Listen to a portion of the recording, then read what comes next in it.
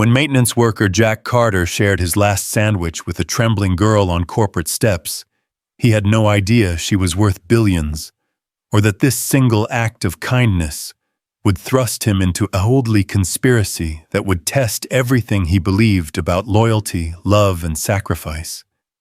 One sandwich, two broken families, a billion-dollar secret that could destroy them all. The November rain hammered against the gleaming glass towers of downtown Chicago, like bullets against armor, each droplet exploding into 1,000 fragments before sliding down toward the unforgiving concrete below. Jack Carter pulled his worn military jacket tighter around his shoulders as he stepped out of the service elevator on the 42nd floor of Davidson Industries, his weathered hands gripping a toolbox that had seen better decades. The fluorescent lights above cast harsh shadows across his face, highlighting the scar that ran from his left temple to his jaw, a permanent reminder of Kandahar, of the explosion that had stolen his hearing in one ear and his faith in tomorrow. At 38, Jack looked older, the kind of older that came not from years, but from witnessing too much, carrying too much, losing too much. His dark hair was peppered with premature gray, and his brown eyes held that particular weariness of a man who had learned that the world was far more fragile than anyone wanted to admit. But there was something else in those eyes, too, a stubborn spark of decency that no amount of hardship had managed to extinguish. "Carter, you're late," barked Mike Rodriguez, the head of maintenance, as Jack emerged from the elevator. Mike was a thick-set man in his 50s with calloused hands and a perpetual scowl that had been etched deeper by years of dealing with corporate executives who looked through him like he was invisible. "The air conditioning unit in conference room C is acting up again. Some big-shot meeting this afternoon, and they want it fixed yesterday." Jack nodded, checking his watch. 11:47 a.m. He had exactly 13 minutes before he needed to call his son's school to check on Tommy's medication schedule. 8-year-old Tommy Carter had been born with severe asthma, the kind that turned a simple cold into a life-threatening emergency. The medical bills alone had forced Jack to take any job he could find, including this one, cleaning up after people who made more in a day than he made in a year. "I'll get right on it," Jack said, his voice carrying the measured tone of someone who had learned to keep his emotions locked away. He had been working at Davidson Industries for 6 months now, ever since his previous construction job had ended when the company went under. The pay was decent, the benefits covered Tommy's medications, and most importantly, it was steady. In Jack's world, steady meant survival. As he made his way down the pristine hallway, past offices filled with people in $1,000 suits making decisions that affected millions of lives, Jack couldn't help but think about the irony of it all. He had once been responsible for multi-million-dollar military equipment, had led men into combat zones where split-second decisions meant the difference between life and death. Now he fixed air conditioners and unclogged toilets for people who wouldn't bother to learn his name. But that was before the IED that had ripped through his convoy outside Kandahar, before watching his best friend and commanding officer, Lieutenant Colonel David Davidson, bleed out in his arms while enemy fire rained down around them. Before coming home to discover that his wife, Sarah, Tommy's mother, had left them both for a life that didn't include a broken soldier and a sick child. The conference room C was located in the executive wing, a part of the building Jack rarely visited. Here, the carpet was thicker, the artwork was original, and the air seemed to carry the weight of power and money. He found the room easily enough, a massive space with floor-to-ceiling windows that offered a breathtaking view of Lake Michigan. The conference table was polished mahogany that could have paid for Tommy's medication for 6 months. Jack set down his toolbox and examined the air conditioning unit. It was a simple fix, a loose connection, that had been causing the system to cycle on and off irregularly. As he worked, He found himself thinking about Tommy, who was at school right now, probably struggling through another day of trying to keep up with classmates who could run and play without worrying about whether their next breath would come easily. The sound of voices in the hallway made him work faster. He had learned to make himself invisible when the executives were around. They preferred their problems solved without having to acknowledge the people who solved them. "The quarterly projections look promising," a woman's voice said as footsteps approached. "But we need to address the security concerns before we move forward with the prototype." Jack recognized the voice immediately. Sarah Davidson, CEO of Davidson Industries and widow of his fallen friend. He had seen her in the company newsletter and occasionally in the hallways, though she had never noticed him. She was younger than he had expected when he first saw her, maybe early 30s, with the kind of polished elegance that came from a lifetime of privilege. Her blonde hair was always perfectly styled, her suits perfectly tailored, and her expression perfectly controlled. What the company newsletter didn't mention was that Sarah Davidson was also his best friend's widow. David had talked about her constantly during their deployment, his brilliant wife who was finishing her MBA at Northwestern, who had ideas that could revolutionize their family's tech company, who sent him letters that made him believe in a future beyond the war. Jack had never told Sarah who he was. How could he? How do you walk up to someone and say, "Hello, I'm the man who was supposed to bring your husband home"? How do you explain that you were there when he died, that his last words were about her and the daughter he would never meet? "Mrs. Davidson, the reports from our security team are troubling," came another voicemail smooth with the kind of confidence that Jack had learned to distrust. "There have been some irregularities in our system access logs. Someone's been trying to breach our research files." "James, we've discussed this." Sarah's voice carried a note of irritation. "Our security is state-of-the-art. If there were real threats, we would know about it." James Conrad, Jack realized, the chief operating officer who had joined the company 6 months ago, right around the same time Jack had started working there. Conrad was everything. Jack wasn't tall, handsome, impeccably dressed with the kind of Harvard MBA confidence that opened doors and closed deals. Jack had seen him around the building, always surrounded by subordinates, always looking like he owned the place. The conversation faded as they moved past the conference room, but something about Conrad's tone bothered Jack.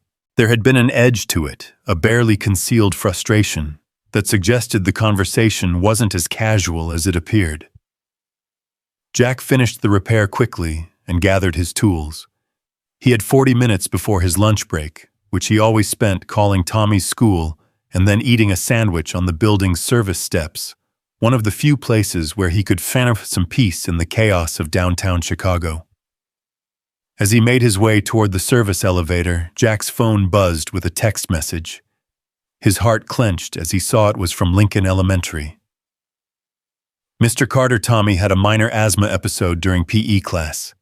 He's fine now and in the nurse's office, but you might want to call." Jack's hands trembled slightly as he dialed the school's number. This was his greatest fear, being trapped at work, while his son struggled to breathe, being unable to get there in time, being the kind of father who failed when it mattered most. "Lincoln Elementary, this is Nurse Patterson. This is Jack Carter, Tommy's father. I got a message." "Oh, Mr. Carter, don't worry. Tommy's doing much better now. He forgot to use his inhaler before PE, and the cold air triggered a mild episode. We've given him his rescue inhaler, and he's breathing normally now." Relief flooded through Jack's chest, but it was followed immediately by guilt. Tommy had forgotten his inhaler because Jack had been rushing that morning, trying to get them both ready while dealing with a crisis at their apartment. The heat had gone out again, and their landlord was looking into it. Tommy had asked twice if Jack remembered to pack the inhaler, and Jack had snapped at him, stressed about being late for work. "Can I speak to him?" Jack asked. "Of course, Tommy, your dad's on the phone." A moment later, Tommy's small voice came through the speaker, slightly hoarse but trying to sound strong. "Hi, Dad. I'm okay. I just forgot, but I remembered what you taught me about staying calm." Jack closed his eyes, leaning against the elevator wall. "That's my boy. You did great. Are you feeling better now?" "Yeah. Nurse Patterson says I can go back to class after lunch." "Dad, are you coming to the school play next week? I'm playing a tree." The school play. Jack had completely forgotten. It was scheduled for Thursday evening, the same day he was supposed to work overtime to help prepare for some major corporate event the following day. The overtime pay would cover Tommy's medication for the next month, but missing his son's first school play felt like another failure to add to an already long list. "I wouldn't miss it for the world, buddy. You're going to be the best tree in the whole forest." Tommy giggled, and the sound made Jack's chest tighten with love and determination. Everything he did, every degrading comment from entitled executives, every 16-hour day, every moment of swallowed pride was for that laugh. After ending the call, Jack took the service elevator down to the ground floor. The building's main lobby was a cathedral of marble and glass, designed to impress visitors and intimidate competitors. Jack avoided it whenever possible, preferring the service entrance that led directly to the small loading dock, where delivery trucks came and went throughout the day. But today, as he pushed through the service door, he noticed something unusual. A small figure was sitting on the building's front steps, just outside the main entrance. From his angle, Jack could see it was a child, a little girl maybe 6 or 7 years old, wearing what looked like an expensive dress, but sitting alone in the cold November air. Jack paused. It wasn't his business. The building had security guards whose job it was to handle situations like this. He had learned to mind his own business, to not get involved in things that didn't concern him. But something about the sight of that small figure sitting alone in the cold pulled at something deep in his chest. The same instinct that had made him throw himself on top of David when the IED exploded, the same protective impulse that drove him to work himself to exhaustion for Tommy. He walked around to the front of the building, his work boots echoing against the marble steps. Up close, he could see the little girl more clearly. She had long, dark hair and was wearing a navy blue dress that probably cost more than Jack made in a week.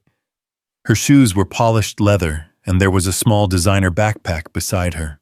But what struck Jack most was her posture. She was hunched over slightly, her arms wrapped around herself, and there were tear tracks on her cheeks. "Hey there," Jack said softly, the way he talked to Tommy when he was having a bad day. "Are you okay?" The little girl looked up at him with wide, startled eyes. They were green, the kind of green that reminded Jack of spring grass and hope. For a moment, she didn't say anything, just studied his face with the serious intensity that only children possessed. "I'm hungry," she said finally, her voice so quiet Jack had to lean closer to hear her. Jack felt his heart break a little. He looked around, expecting to see a parent or nanny rushing toward them. But the busy street continued its relentless pace. Business people hurried past, with their phones pressed to their ears. Taxis honked in the distance, and life moved on as if a small child sitting alone and hungry on the steps of a corporate building was perfectly normal. "Where are your parents, sweetheart?" Jack asked, crouching down so he was at her eye level. "Mommy's in a meeting," the girl said, gesturing vaguely toward the building behind them. "I was supposed to wait with Mrs. Henderson, but she had to leave for something important. She told me to stay right here and not move." Jack's jaw tightened. What kind of nanny left a child alone on a busy downtown street? What kind of meeting was more important than making sure a little girl was safe and fed? He checked his watch. His lunch break had just started, and he had exactly 30 minutes. His own lunch was meager, a peanut butter and jelly sandwich he had made that morning, and an apple that was probably bruised from being tossed around in his toolbox. But looking at this small, hungry child, Jack didn't hesitate. "Well, I've got a sandwich," he said, pulling the wrapped sandwich from his jacket pocket. "It's nothing fancy, just peanut butter and jelly, but you're welcome to half of it." The little girl's eyes widened. "Really, you would share your lunch with me?" "Of course," Jack said, unwrapping the sandwich and carefully tearing it in half. He handed her the larger piece, keeping the smaller one for himself. Everyone deserves to eat when they're hungry, and she took the sandwich with both hands, as if it were something precious. "Thank you," she said, and then added with the formal politeness of a child who had been taught proper manners. "My name is Emma." "Nice to meet you, Emma," Jack said, settling beside her on the cold marble steps. "I'm Jack." They ate in comfortable silence for a few minutes, two unlikely companions sharing a simple meal on the steps of one of Chicago's most prestigious buildings. Jack found himself stealing glances at Emma, noting the expensive cut of her dress, the quality of her shoes, the way she ate the sandwich with careful, precise bites as if she were at a formal dinner rather than sitting on cold stone steps. "This is really good," Emma said seriously. "Thank you for sharing with me, Jack." "You're very welcome. Do you know when your mom's meeting will be over?" Emma shrugged. "Mrs. Henderson said it was very important. Something about numbers and money and people trying to take things that don't belong to them." She paused, then added with the matter-of-fact tone children used when repeating adult conversations they didn't fully understand. "Mommy works very hard. She says she has to protect what Daddy left us." Something cold settled in Jack's stomach. "Your daddy's not around anymore." Emma shook her head solemnly. "Daddy died when I was little. He was a soldier like in the movies, but he didn't come home. Mommy says he was very brave and that he's watching over us now." Jack's sandwich turned to ash in his mouth. A soldier who didn't come home. A widow working to protect what her husband left behind. A little girl with dark hair and green eyes who was exactly the right age to be... "Emma," Jack said carefully, his voice suddenly hoarse. "What's your last name?" "Davidson," she said proudly. "Emma Davidson. My mommy is Sarah Davidson, and she runs the whole building. She's very important." The world seemed to tilt sideways. Jack stared at the little girl, David's daughter, the baby David had been so excited to meet the child he had died defending before he ever had the chance to hold her. This was the daughter David had talked about endlessly during those long, dangerous nights in Afghanistan, showing pictures of Sarah's ultrasounds and dreaming about teaching her to ride a bike and helping her with homework. "Jack, are you okay? You look funny." Jack realized he had been staring his emotions playing across his face like an open book. He forced himself to breathe, to think, to function, despite the cosmic impossibility of this moment. "I'm fine," he managed to say. "Just thinking about something." "My mommy thinks a lot too," Emma said wisely. "Sometimes she gets that same look you have right now, like she's remembering something sad." Before Jack could respond, the sound of rapidly approaching footsteps echoed across the marble plaza. A woman in a security uniform was rushing toward them, her face flushed with panic and exertion. "Emma! Oh my God, Emma, there you are!" The woman, presumably Mrs. Henderson, came to a stop in front of them, breathing heavily. "I've been looking everywhere for you. I told you to wait by the information desk, not outside." "You said to wait right here," Emma said quietly, her confidence evaporating in the face of the woman's obvious distress. "I said..." Mrs. Henderson started, then seemed to realize she was arguing with a 6-year-old in front of a stranger. She turned to Jack with a forced smile that didn't reach her eyes. "Thank you for watching her. I'm Mrs. Henderson, Emma's nanny." There was an emergency I had to handle, and there seems to have been some confusion about where Emma was supposed to wait. Jack stood slowly, his mind still reeling from the revelation of Emma's identity. She was hungry, he said simply. I shared my lunch with her, Mrs. Henderson's eyes darted to the sandwich wrapper in Emma's hands, and something flickered across her face. Embarrassment, perhaps, or annoyance at being caught in her negligence. That's very kind of you, Mr. Carter, Jack said. I work maintenance here. The change in Mrs. Henderson's demeanor was immediate and unmistakable. Where there had been polite gratitude, there was now barely concealed disdain. Her smile became more strained, her posture more rigid. Well, Mr. Carter, thank you for your assistance. Come along, Emma. Your mother will be finishing her meeting soon, and we need to get you cleaned up. Emma stood reluctantly clutching the remains of her sandwich. She looked up at Jack with those serious green eyes, David's eyes, Jack realized with a shock, and said, Thank you for the sandwich, Jack. It was the best sandwich I ever had. Anytime, Emma, Jack said softly. You take care of yourself, okay, as Mrs.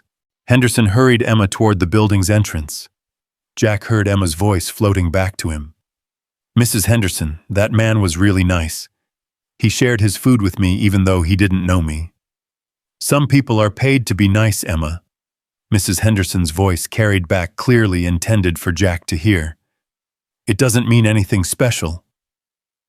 Jack watched them disappear through the building's revolving doors, his heart pounding with a mixture of emotions he couldn't begin to untangle. David's daughter. He had just shared lunch with David's daughter, the child his best friend had died at protecting the little girl who would never know her father, because Jack hadn't been fast enough, strong enough, or smart enough to save him. The irony was almost unbearable. For 6 months, he had worked in this building, walking the same halls as Sarah Davidson, breathing the same air, existing in the same space as the family David had died for.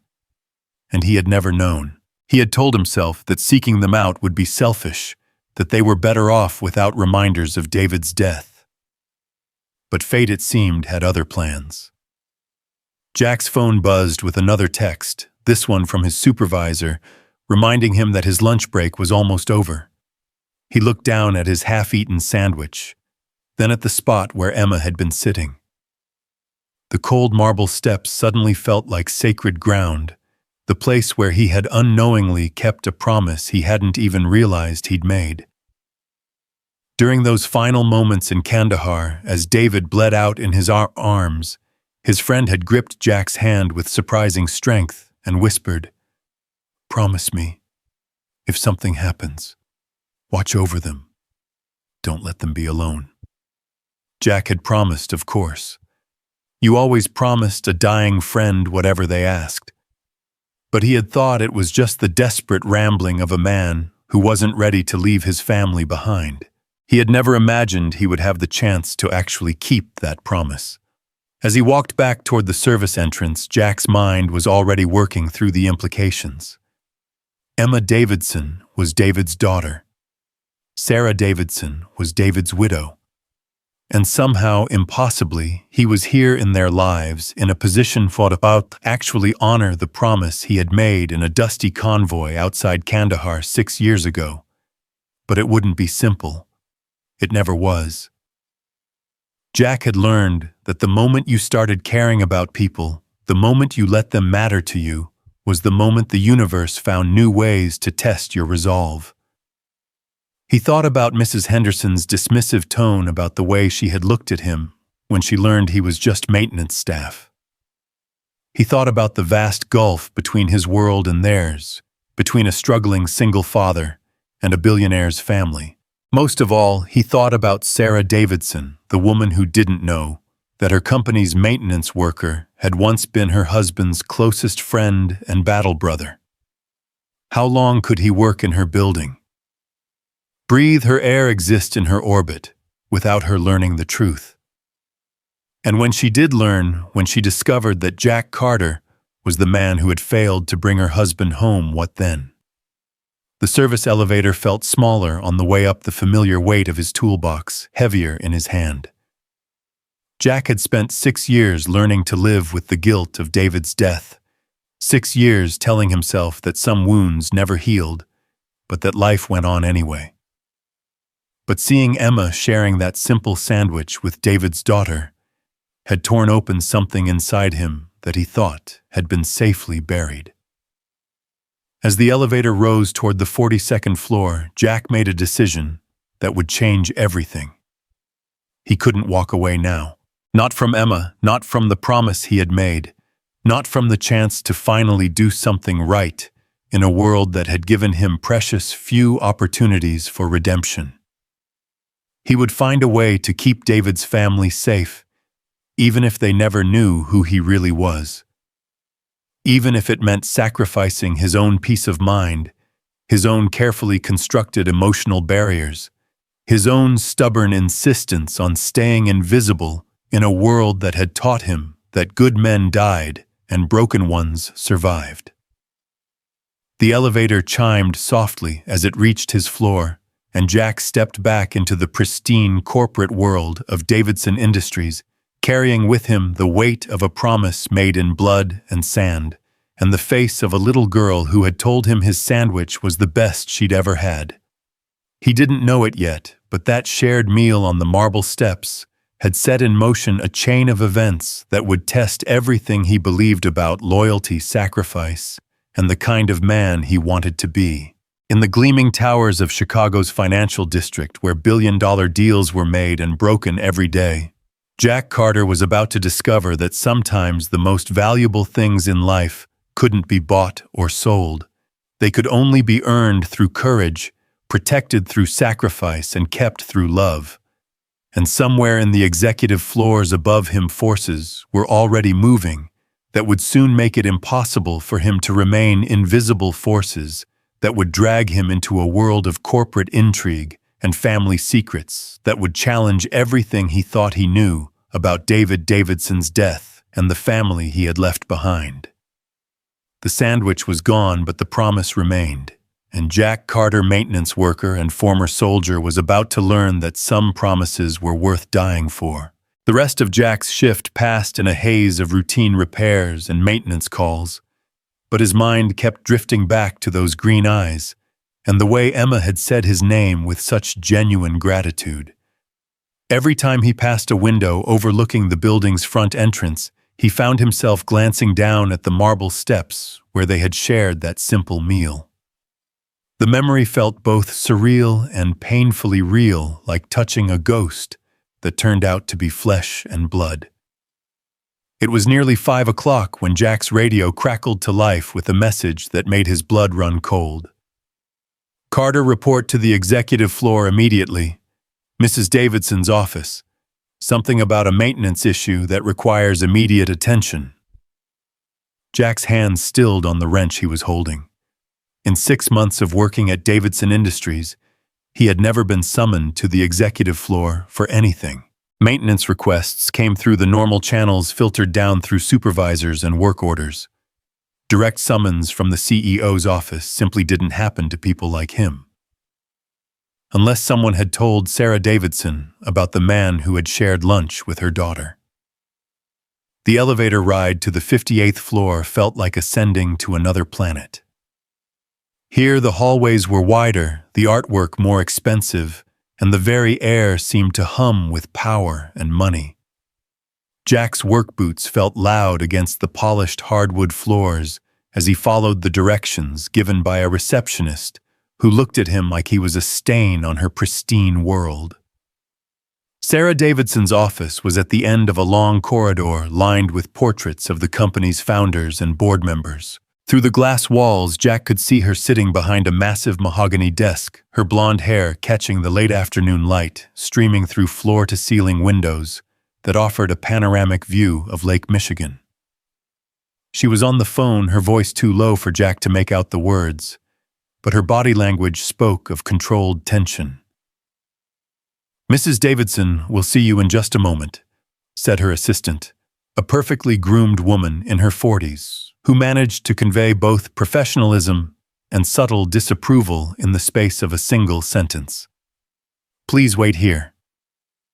Jack stood in the anteroom, his toolbox feeling suddenly heavy and out of place among the leather furniture and crystal accessories. He could see Emma's artwork on a side table, crayon drawings that looked like they belonged in a children's museum rather than a corporate office. One showed a stick figure family standing in front of a house with "Mommy, me and Daddy in heaven" written in careful block letters across the bottom.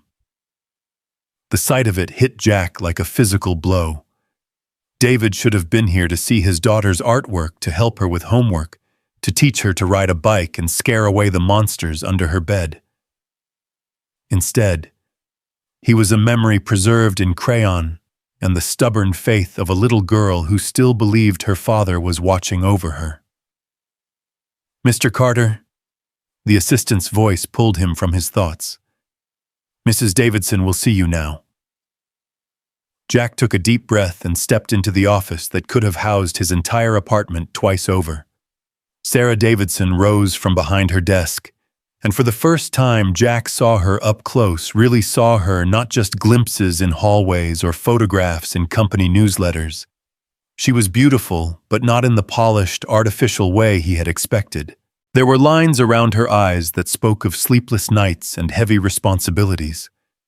Her hands, though manicured, showed the subtle signs of someone who actually worked for a living rather than just inheriting wealth. And there was something in her posture, a careful control, that reminded Jack of soldiers who had learned to function under pressure while carrying invisible wounds.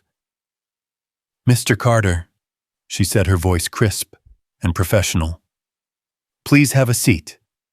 Jack remained standing, partly out of respect, and partly because sitting felt like accepting a level of familiarity he wasn't sure he deserved. "Ma'am, I was told there was a maintenance issue that needed immediate attention." A small smile played at the corners of Sarah's mouth, the first genuine expression Jack had seen from her. "There is, in a way.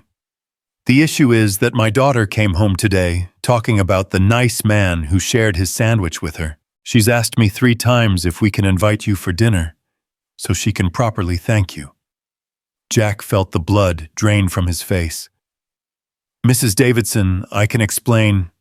"Please," Sarah interrupted, gesturing to the chair across from her desk. "Sit down, Mr. Carter. We need to talk." This time Jack did sit, perching on the edge of the leather chair like he was ready to bolt at any moment.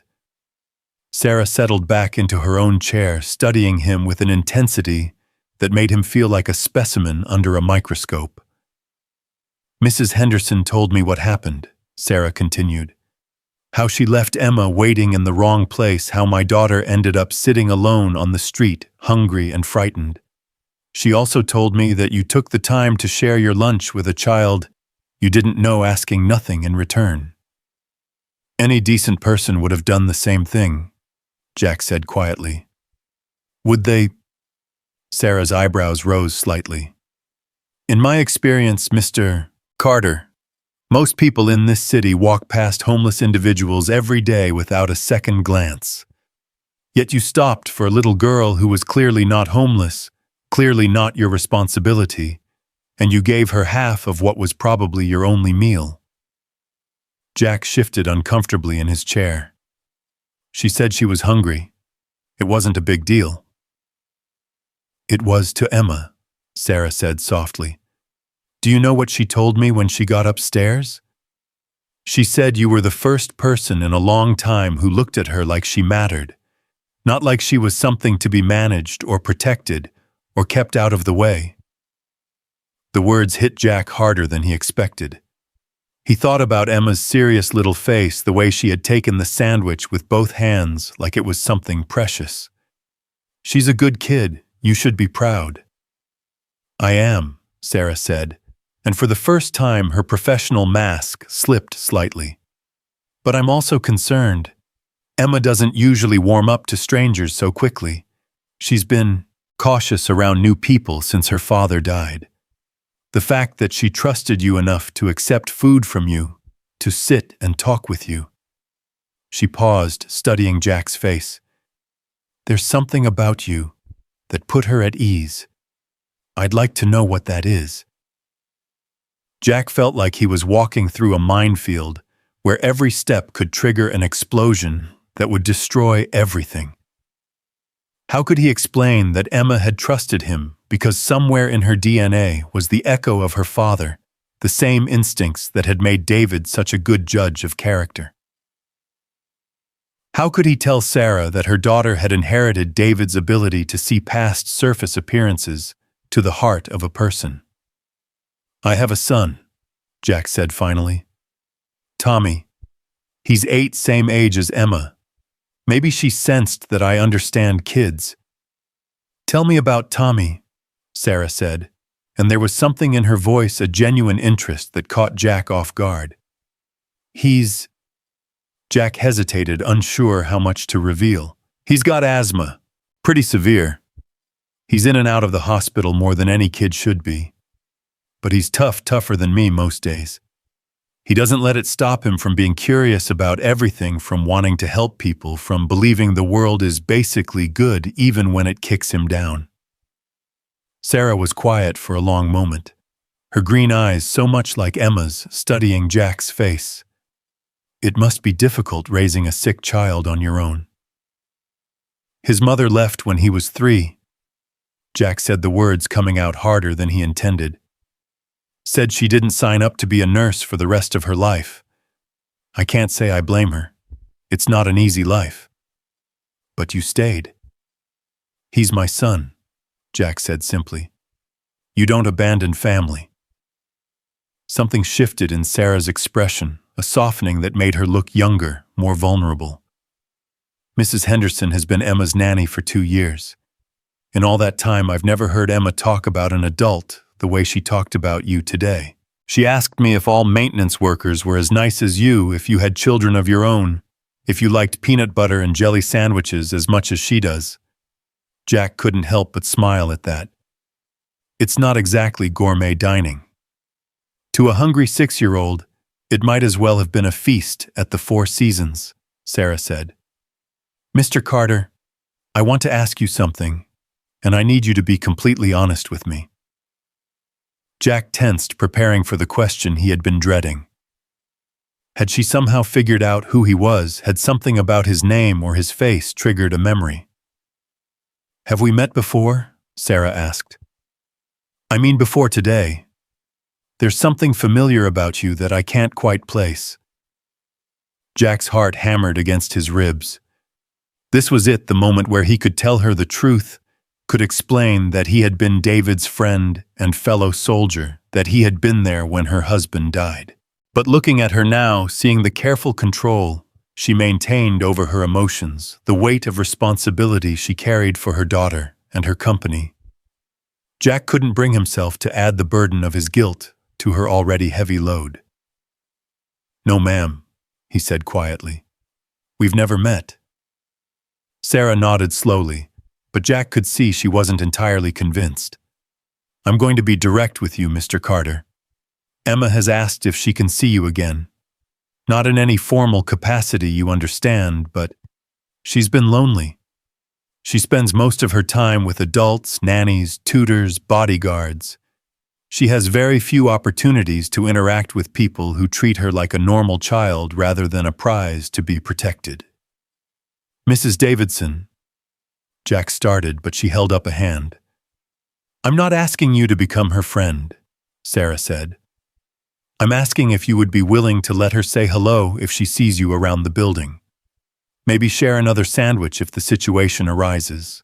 I know it's an unusual request, and I know you have your own responsibilities, but she's your daughter, and you want her to be happy, Jack finished. Yes, Sarah said simply. I want her to be happy. And for some reason, sharing lunch with you made her happier than I've seen her in months. Jack was quiet for a long moment, wrestling with conflicting emotions. Every rational part of his brain told him to politely decline to maintain the distance that would keep his secrets safe and his guilt manageable. But then he thought about Emma's face, about the way she had said his name, about the promise he had made to a dying friend. "Of course," he heard himself saying. "If she wants to say hello, I'd be honored." Sarah's smile was radiant, transforming her entire face. "Thank you, Mr. Carter. You have no idea what this means to me." But Jack was beginning to suspect he did know. He was beginning to understand that Sarah Davidson, for all her wealth and power, was just a mother trying to give her daughter a normal childhood, in circumstances that were anything but normal. She was trying to balance protection with freedom, security, with happiness, and the weight of a massive corporate empire with the simple desire to see her child smile. "There is one more thing," Sarah said, her tone becoming more businesslike. "I've been reviewing your employment file, and I noticed some gaps in your work history. There's a period of about 18 months where you don't seem to have been employed anywhere." Jack's stomach dropped. His employment application had been carefully crafted to hide his military service without technically lying, but a determined investigation could uncover the truth easily enough. "I was dealing with some personal issues," Jack said carefully. "Health problems related to an accident. It took some time to get back on my feet." "The accident that gave you that scar?" Sarah asked, her eyes flicking to the mark that ran along his temple. Jack's hand involuntarily moved to touch the scar, a nervous habit he had never been able to break. "Among other things, yes." Sarah was quiet for a moment, and Jack could practically see the wheels turning in her head. She was too intelligent not to be putting pieces together too thorough, not to be asking the right questions. "Mr. Carter," she said finally, "I'm going to ask you something else, and again I need complete honesty. Have you ever been in the military?" The question hung in the air like a loaded weapon. Jack could lie, could maintain the fiction he had constructed, but something in Sarah's eyes told him she already knew the answer. Maybe it was his posture, maybe it was the way he carried himself, or maybe it was something deeper, the recognition that soldiers developed for their own kind. "Yes, ma'am," Jack said quietly. "Army. 3 tours in Afghanistan." Sarah's face went very still. "What unit?" "3rd Infantry Division, Combat Engineers." "When what, 2016 to 2019? Sarah was quiet for so long that Jack began to wonder if she was having some kind of medical episode. Her face had gone pale, and her hands were gripping the arms of her chair so tightly that her knuckles had turned white. "Mrs. Davidson, are you all right?" "My husband," Sarah said, her voice barely above a whisper, "was killed in Afghanistan in 2019. He was with the 3rd Infantry Division." Jack felt the walls of the room closing in around him. This was it, the moment where his carefully constructed new life would come crashing down, where the truth would finally surface and destroy any chance he had of keeping David's family in his life. "I'm sorry for your loss," Jack said, the words feeling inadequate and hollow. "What was your rank?" Sarah asked, her voice gaining strength. "Staff Sergeant." "And your commanding officer?" Jack closed his eyes, knowing that the next words out of his mouth would change everything. "Lieutenant Colonel David Davidson." The silence that followed was deafening. When Jack opened his eyes, Sarah was staring at him with an expression he couldn't read, shock, recognition, and something else that might have been anger or betrayal or both. "You," she said, her voice barely controlled. "You were there when he died." It wasn't a question. Jack nodded, unable to trust his voice. "You were in his unit. You knew him. You knew about Emma and me." Sarah stood up abruptly, pacing to the window with sharp, agitated movements. "How long have you been working here?" "6 months, Jack said quietly. 6 months. Sarah repeated, her back still to him. 6 months you've been in this building, walking these halls, and you never thought to mention that you served with my husband. Mrs. Davidson, I can explain. Can you? Sarah whirled around, and Jack could see tears in her eyes now, though whether they were from grief or anger, he couldn't tell. Can you explain why you've been lying to me? Why you let me hire you without knowing who you were? Why you shared lunch with my daughter without telling me you knew her father? Jack stood up slowly, his hands raised in a gesture of peace. I didn't plan any of this. When I applied for this job, I had no idea it was David's company. I didn't know you worked here, didn't know Emma existed until today. The name Davidson is common enough that I never made the connection. But once you knew, once you realized who I was, I didn't know how to tell you, Jack said honestly. How do you walk up to someone and say, "Hello, I'm the man who failed to bring your husband home"? Sarah's anger seemed to deflate slightly, replaced by something more complex and painful. Is that what you think? That you failed? I know I failed, Jack said, his voice rough with emotion. David died on my watch. I was supposed to protect him, supposed to bring him home to you and Emma. Instead, I came back broken while he went home in a box. Jack, Sarah said, and hearing his name from her lips sent a shock through his system. David wrote to me about you, about all his men, but especially about you. He said you were the best soldier he'd ever served, with the kind of man he'd want watching his back in any situation. Jack shook his head. He was wrong. Was he? Sarah moved closer, her eyes searching his face. Tell me what happened that day. Tell me how my husband died. Jack had spent 6 years avoiding this conversation, 6 years telling himself that the details of David's death were too painful to share, too brutal for a widow to hear. But looking at Sarah, now seeing the desperate need for truth in her eyes, he realized that she deserved to know. She deserved to understand what her husband's final moments had been like, how he had faced death, what his last thoughts had been. We were on a routine patrol. Jack began, his voice steady despite the chaos of emotions inside him. Checking on a village that had reported suspicious activity. David was in the lead vehicle because that's the kind of officer he was. Never asked his men to go anywhere he wouldn't go first. Sarah had moved to the couch in the sitting area of her office, and she gestured for Jack to join her. This time he sat without hesitation, the formality of their earlier interaction replaced by something more immediate and necessary. The IED was well hidden, Jack continued. Sophisticated. They'd been watching our patrol routes, learning our patterns. When it went off, it flipped David's vehicle and trapped him underneath. The insurgents opened fire immediately, trying to prevent us from mounting a rescue. But you tried anyway, Sarah said softly. Of course we tried. He was our CO, our friend. But more than that, he was... Jack paused, struggling to find the words. David was the kind of man who made everyone around him want to be better. He never left anyone behind, never gave up on his people. We couldn't do any less for him. How badly was he hurt? Jack hesitated. This was the part he had never wanted to share, the part that haunted his dreams and turned his stomach even now. But Sarah was waiting, and she deserved the truth. Internal injuries, Jack said quietly. The explosion had...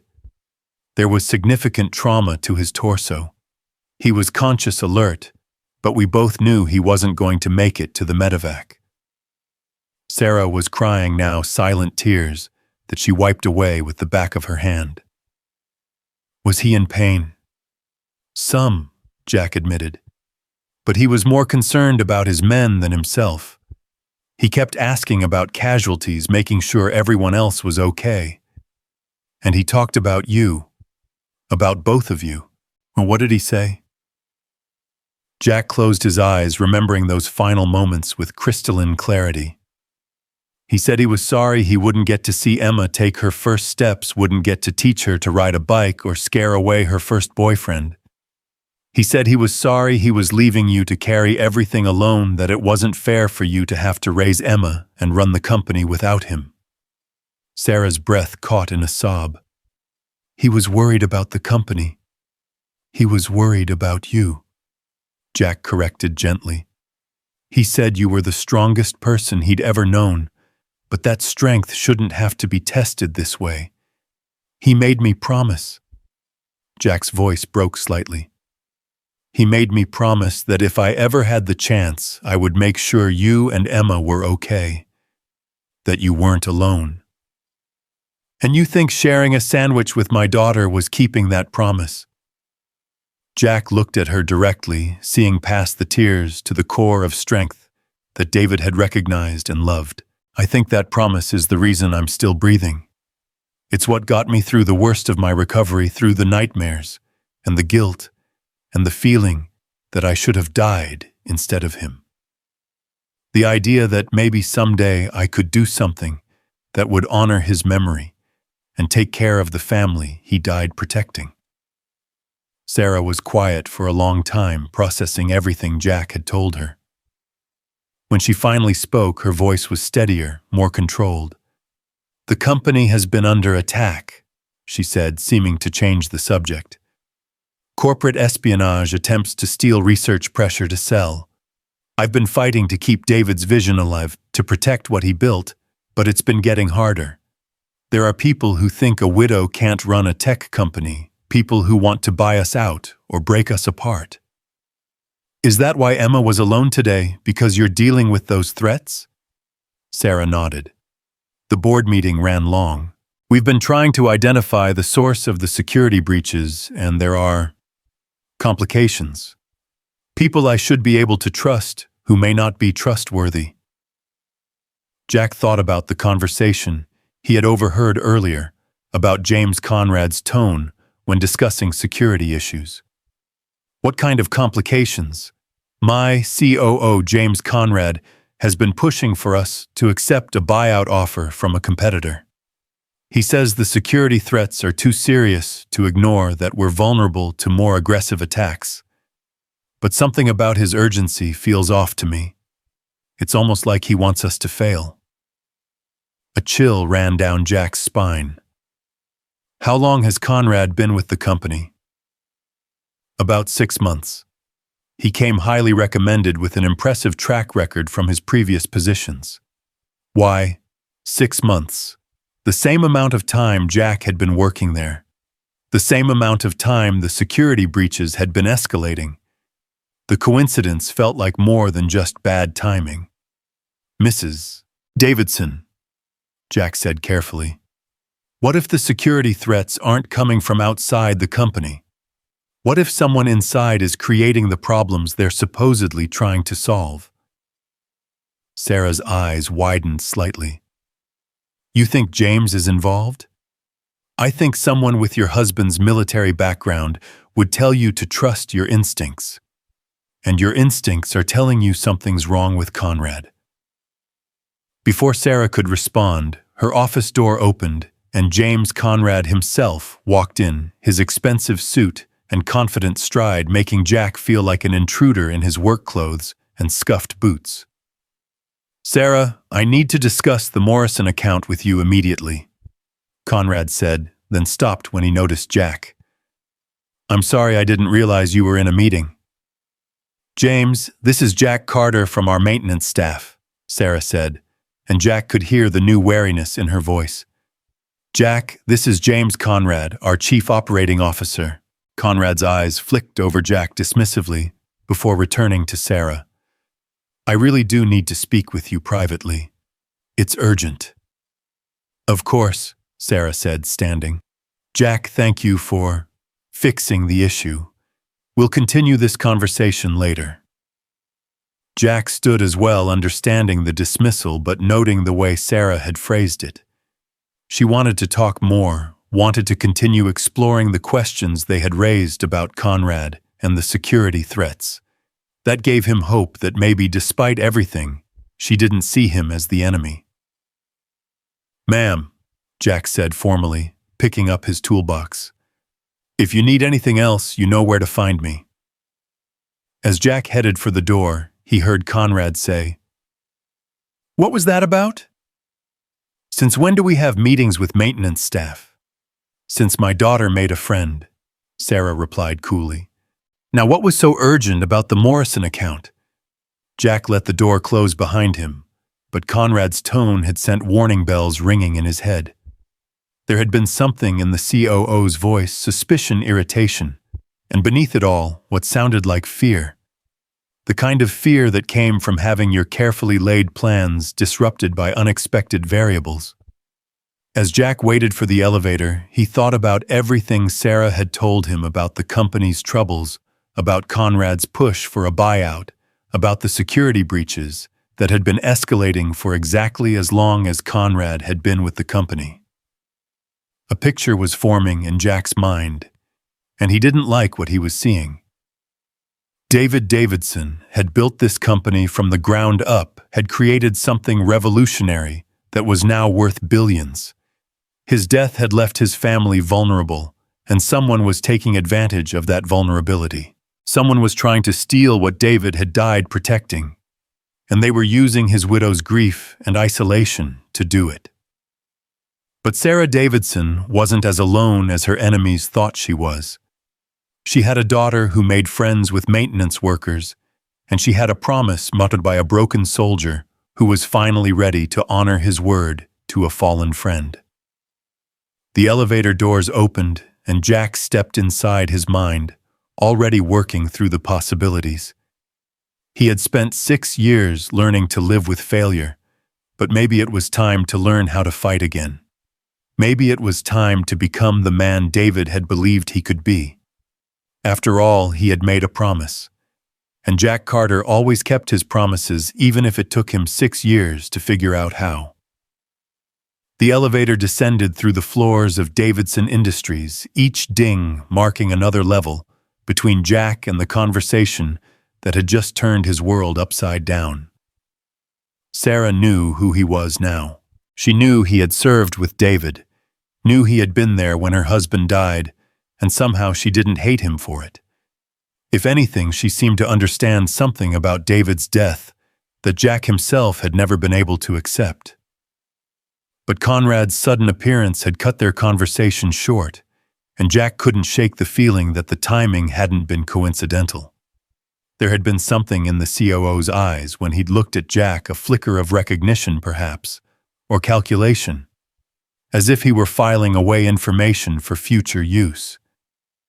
Jack's radio crackled as he reached the maintenance level.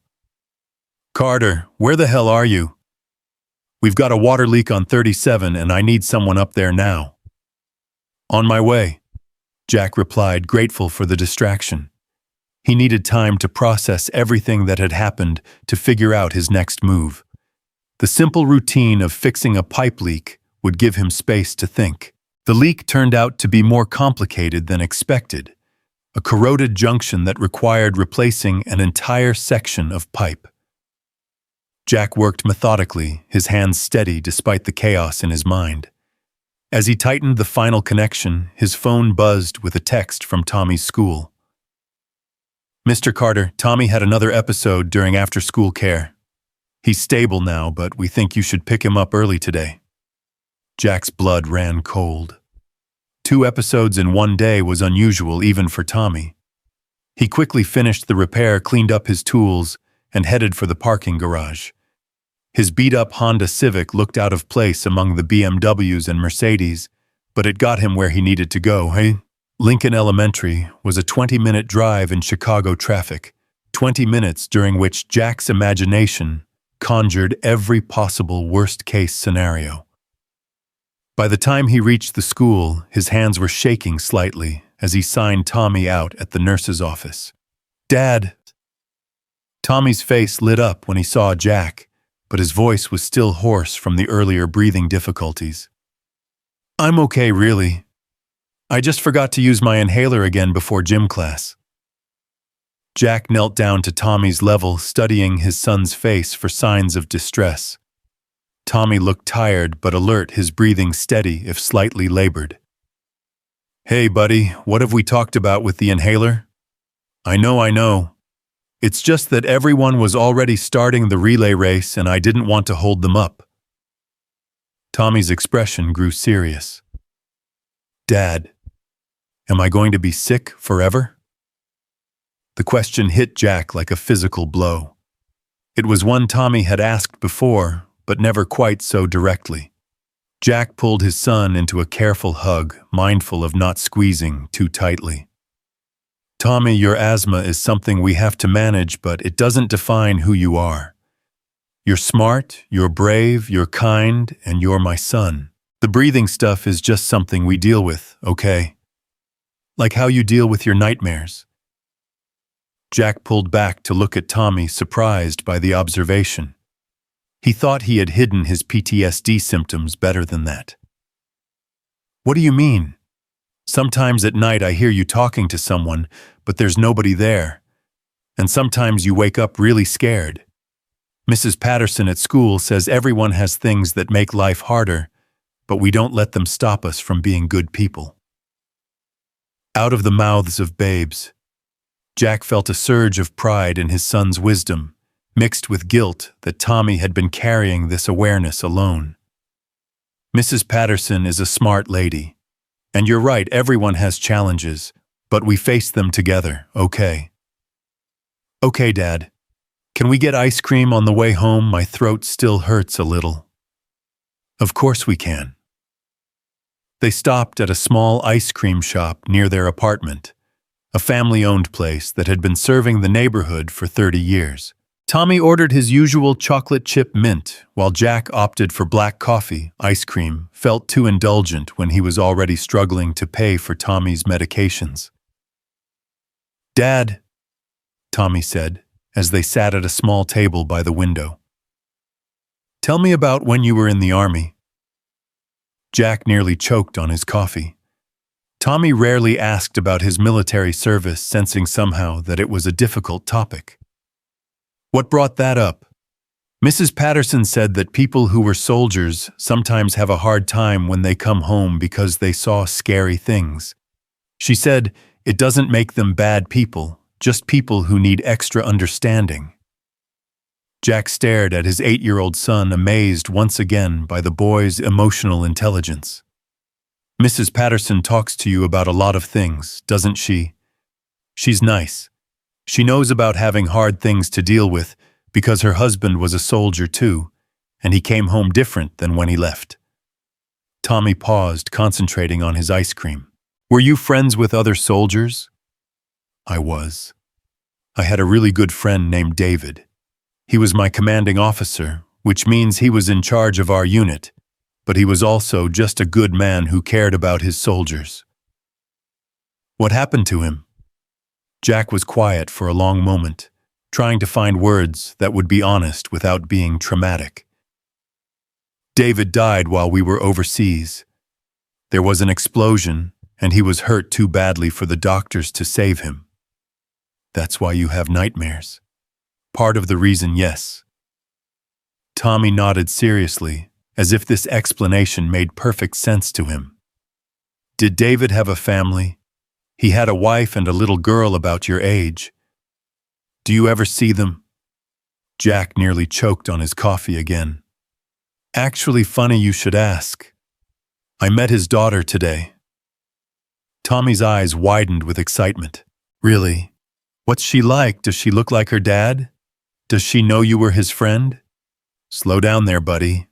Jack laughed, but his chest tightened as he thought about Emma. "Her name is Emma, and she's very sweet. She was hungry, so I shared my lunch with her."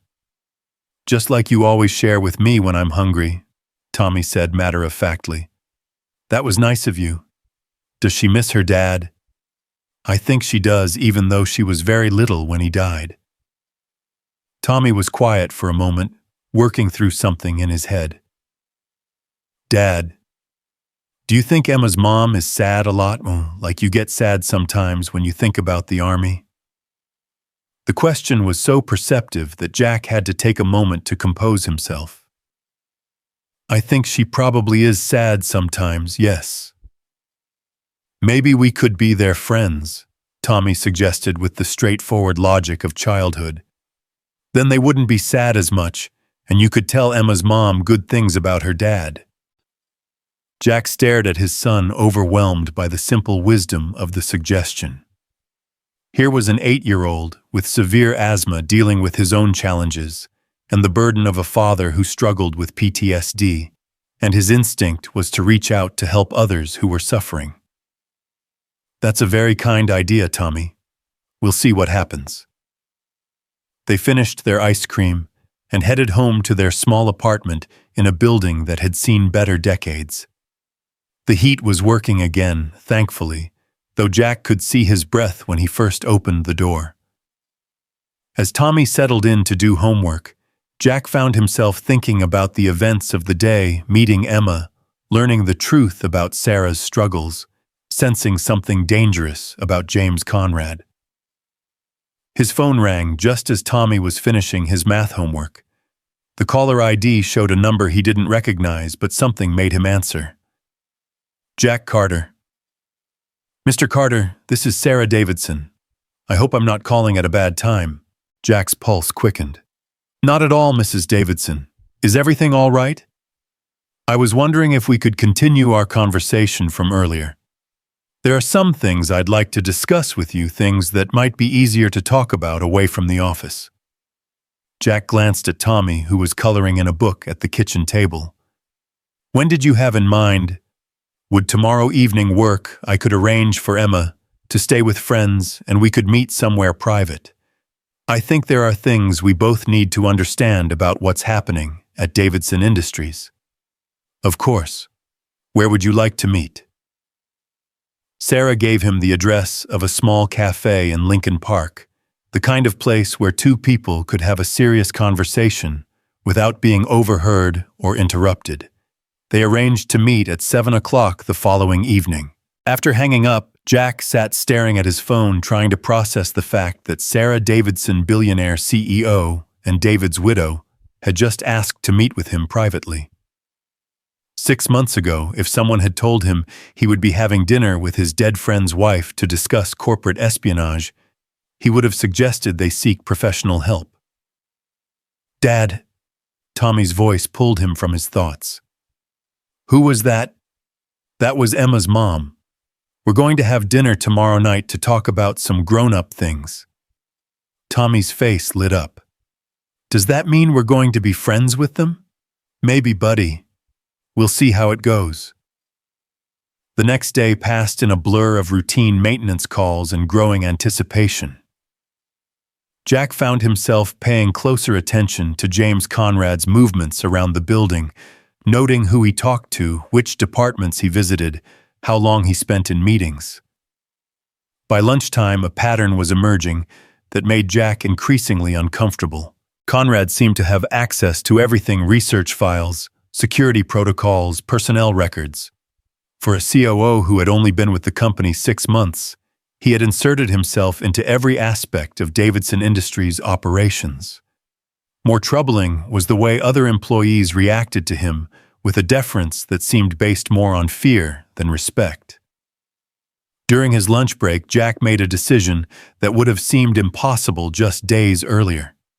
He called his old Army buddy Marcus Webb, who now worked in corporate security consulting. Well, I'll be damned, Marcus said when he heard Jack's voice. Jack Carter back from the dead. How's civilian life treating you? It's complicated, Jack said. Marcus, I need a favor. I need you to run a background check on someone off the books. This wouldn't have anything to do with a certain tech company you've been working for, would it? Jack was silent for a moment. How did you know? Word gets around in certain circles. A decorated staff sergeant from David Davidson's unit ends up working maintenance at Davidson Industries. That's either the biggest coincidence in history or there's a story there. There's definitely a story. But right now I need to know about James Conrad, the COO. Something's not right about him. Give me 24 hours, Marcus said. And Jack, be careful. If you're poking around in corporate espionage, you're playing in a league where the stakes are life and death. That evening, Jack arranged for Mrs. Chen from down the hall to keep an eye on Tommy while he went to meet Sarah. Mrs. Chen was a retired nurse who doted on Tommy and understood his medical needs, one of the few people Jack trusted to care for his son. The cafe Sarah had chosen was intimate and dimly lit, the kind of place where conversations stayed private. Jack arrived 15 minutes early, his nerves making it impossible to sit still. When Sarah walked in, she took his breath away. Gone was the polished corporate executive. Tonight, Sarah wore jeans and a simple sweater, her hair loose around her shoulders. She looked younger, more vulnerable, but also more real somehow. Jack stood as she approached the table, and she surprised him by reaching out to squeeze his hand briefly. "Thank you for coming," she said as they sat down. "I wasn't sure you would." "Mrs. Davidson." "Sarah, please. I think we're past formalities, don't you?" Jack nodded, trying to adjust to this more personal dynamic. "Sarah, you said there were things we needed to discuss." "There are. But first I want to apologize for yesterday. Finding out who you were, learning that you'd served with David, it was overwhelming. I handled it badly." "You handled it better than I would have in your position," Jack said honestly. "I should have told you who I was from the beginning." "Why didn't you?" Jack was quiet for a moment, searching for the right words. "Because I was a coward. Because telling you would have meant facing the fact that I failed your husband, failed you, failed Emma. It was easier to stay invisible." Sarah leaned forward, her green eyes intense. "Jack, I need you to listen to me very carefully. David didn't fail in Afghanistan. You didn't fail him. What happened that day was the result of a coordinated attack by people who wanted to destroy everything David stood for: his mission, his unit, his belief that good people could make a difference in an impossible situation." "Sarah." "No, let me finish. David wrote to me about you constantly. He said you were the kind of soldier who would take a bullet for any member of your unit. The kind of man who never gave up, never left anyone behind. He said that if anything ever happened to him, he hoped his men would be as good to each other as you had been to all of them." Jack felt tears threatening and blinked them back. "He died because I wasn't fast enough, wasn't smart enough to see the trap they'd set." "He died because evil people planted a bomb," Sarah said firmly. "He died because he was leading from the front the way he always did. And according to his letters, he died knowing that if anyone could get his men home safely, it would be you. But I didn't get everyone home safely. I came back broken. You came back alive, and you've been taking care of your son ever since. You've been working an honest job, building a life, being the kind of father David hoped to be for Emma. That's not failure, Jack. That's survival, and it's honor, and it's exactly what David would have wanted for you." Jack stared at her, seeing in her face the strength that David had fallen in love with, the intelligence that had built a business empire, and the compassion that had raised a daughter who could see goodness in a stranger. "How do you do it?" Jack asked quietly. "How do you carry all of this, the company, Emma, the responsibility, without falling apart?" Sarah's smile was sad but genuine. "Some days I do fall apart. I cry in my office bathroom. I lie awake at night wondering if I'm making the right decisions. I watch Emma playing alone and wonder if I'm failing her the way I failed David." "You didn't fail David." "Didn't I? He wanted to retire from the army after that deployment. Did you know that he was ready to come home to focus on the company and Emma and building a life together? But I pushed him to finish his commitment to see his mission through. I told him I could handle things at home, that the company would be fine, that Emma and I would be waiting when he came back." Jack reached across the table without thinking, covering Sarah's hand with his. "David made his own choices. He stayed because he believed in what he was doing, because he cared about his men, because he was the kind of officer who wouldn't abandon his responsibilities. That's not on you. Sarah looked down at their joined hands, and Jack realized what he had done. He started to pull away, but she turned her hand palm up, intertwining their fingers. "I haven't talked about David like this with anyone," she said softly. "Not even my therapist, not even my closest friends. Everyone thinks I should be moving on by now, whatever that means." "Grief doesn't have a timeline," Jack said, thinking of his own struggles with survivor's guilt. "And there's no right way to honor someone's memory." They sat in comfortable silence for a moment, both lost in their own thoughts. Finally, Sarah spoke again. "Tell me about Tommy." Jack's face lit up despite his emotional exhaustion. "He's incredible. Brave, funny, smarter than I'll ever be. He has severe asthma, which means we spend a lot of time in hospitals and dealing with medications, but he never complains. Never asks, 'Why me?' Just adapts and keeps going. He sounds like his father. He's better than his father. He has this way of seeing the good in everything, of wanting to help people even when he's struggling himself. Yesterday, he suggested that maybe we could be friends with you and Emma so you wouldn't be sad anymore." Sarah's eyes filled with tears. "He said that 8 years old, dealing with a chronic illness, and a father with PTSD, and his instinct is to reach out to help others. I don't know how I got so lucky." "I'd like to meet him," Sarah said. "Emma's been asking about you constantly since yesterday. She wants to know if you have children, if you like to read stories, if you would come to her birthday party next month." Jack felt his chest tighten with emotion. "She invited me to her birthday party." "She did. She also asked if we could have you over for dinner so she could show you her art projects and her book collection." Sarah paused, studying Jack's face. "I think she's a little bit in love with you, in the way 6-year-olds fall in love with adults who treat them like real people." "The feeling is mutual," Jack admitted. "She has David's eyes, his way of looking at the world, like it's full of possibilities." "She does. And she needs more people in her life who see that in her, who encourage that optimism, instead of trying to protect her from everything." Their conversation was interrupted by the arrival of their server, a college-aged girl who looked like she would rather be anywhere else. They ordered coffee and sandwiches, neither of them particularly hungry, but both recognizing the need to maintain some normalcy in what was becoming an increasingly surreal evening. "Sarah," Jack said after the server left, "we need to talk about James Conrad." Sarah's expression immediately became more guarded. "What about him?"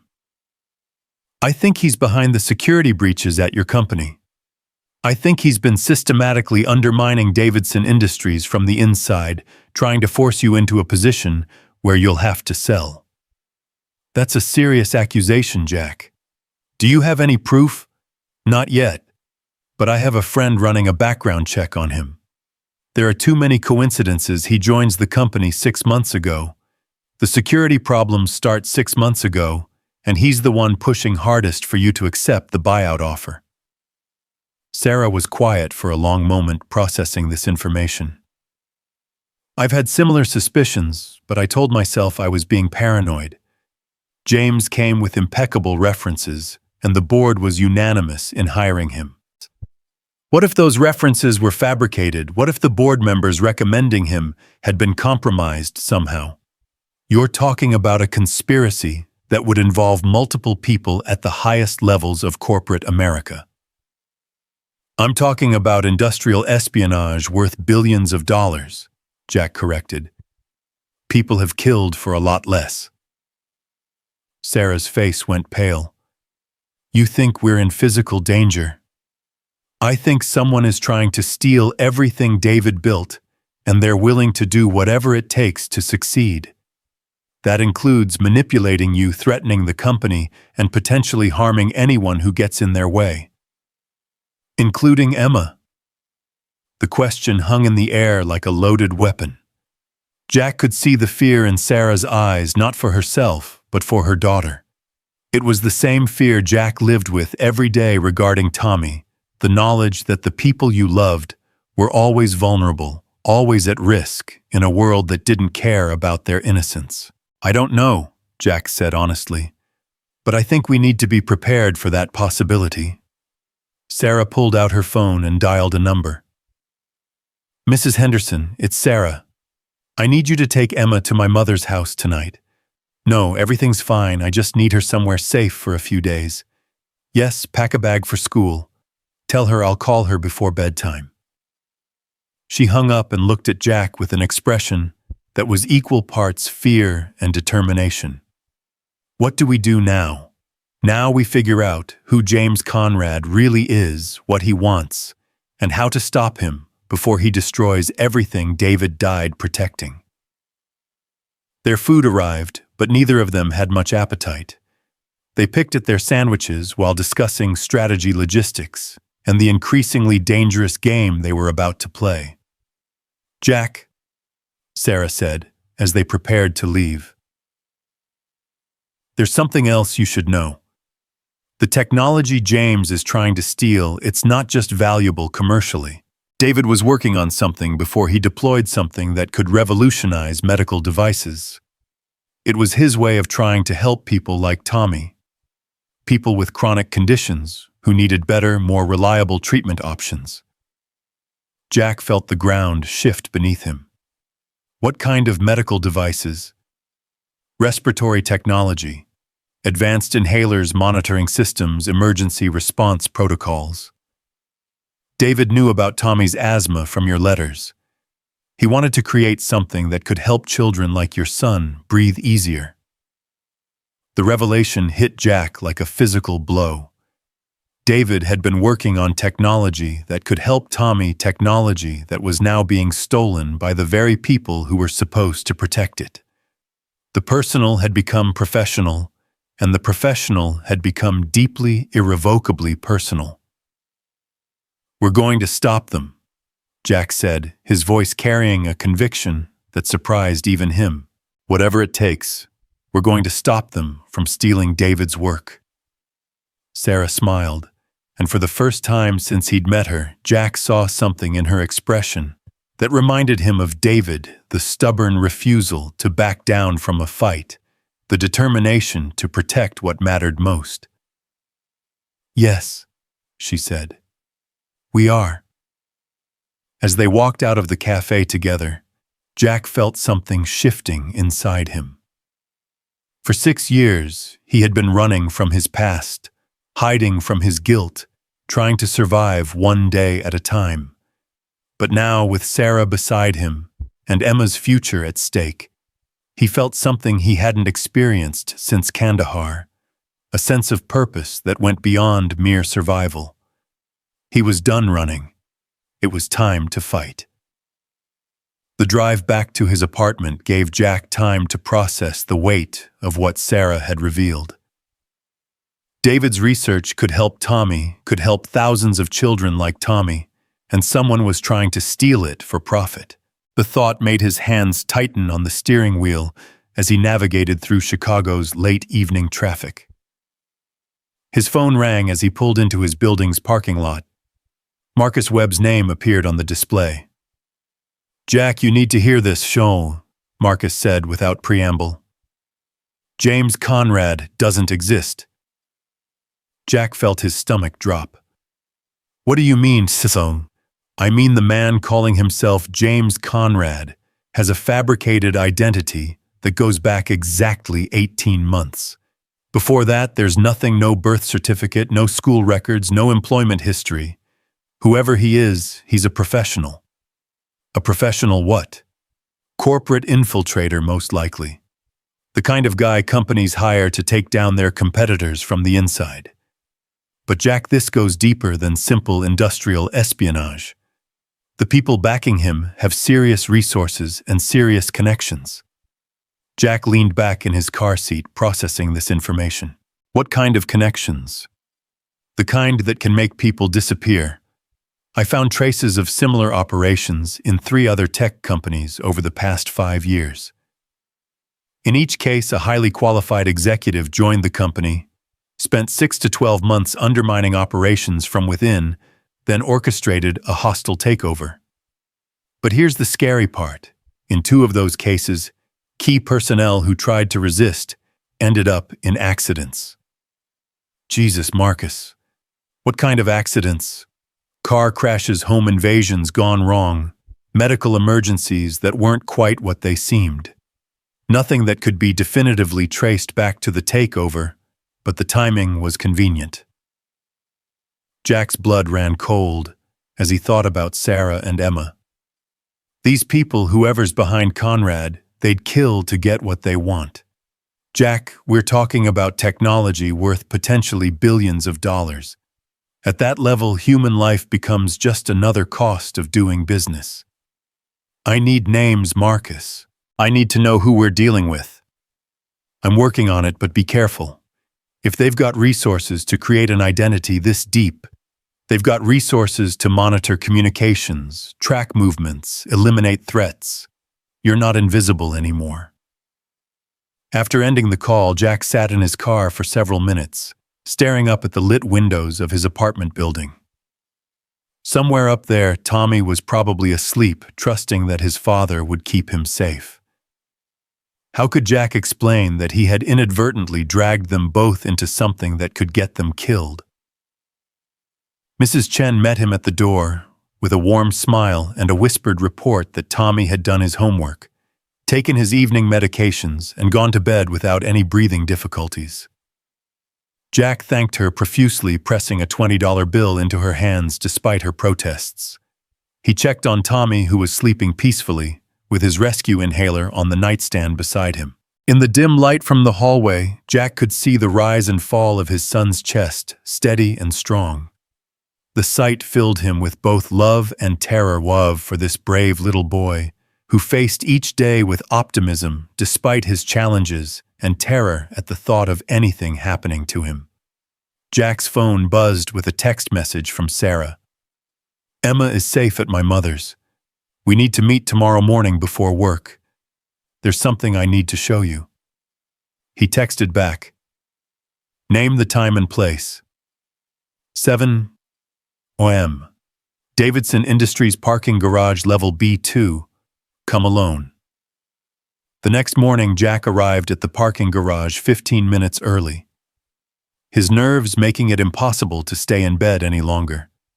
He had barely slept, his mind racing through possibilities and worst-case scenarios.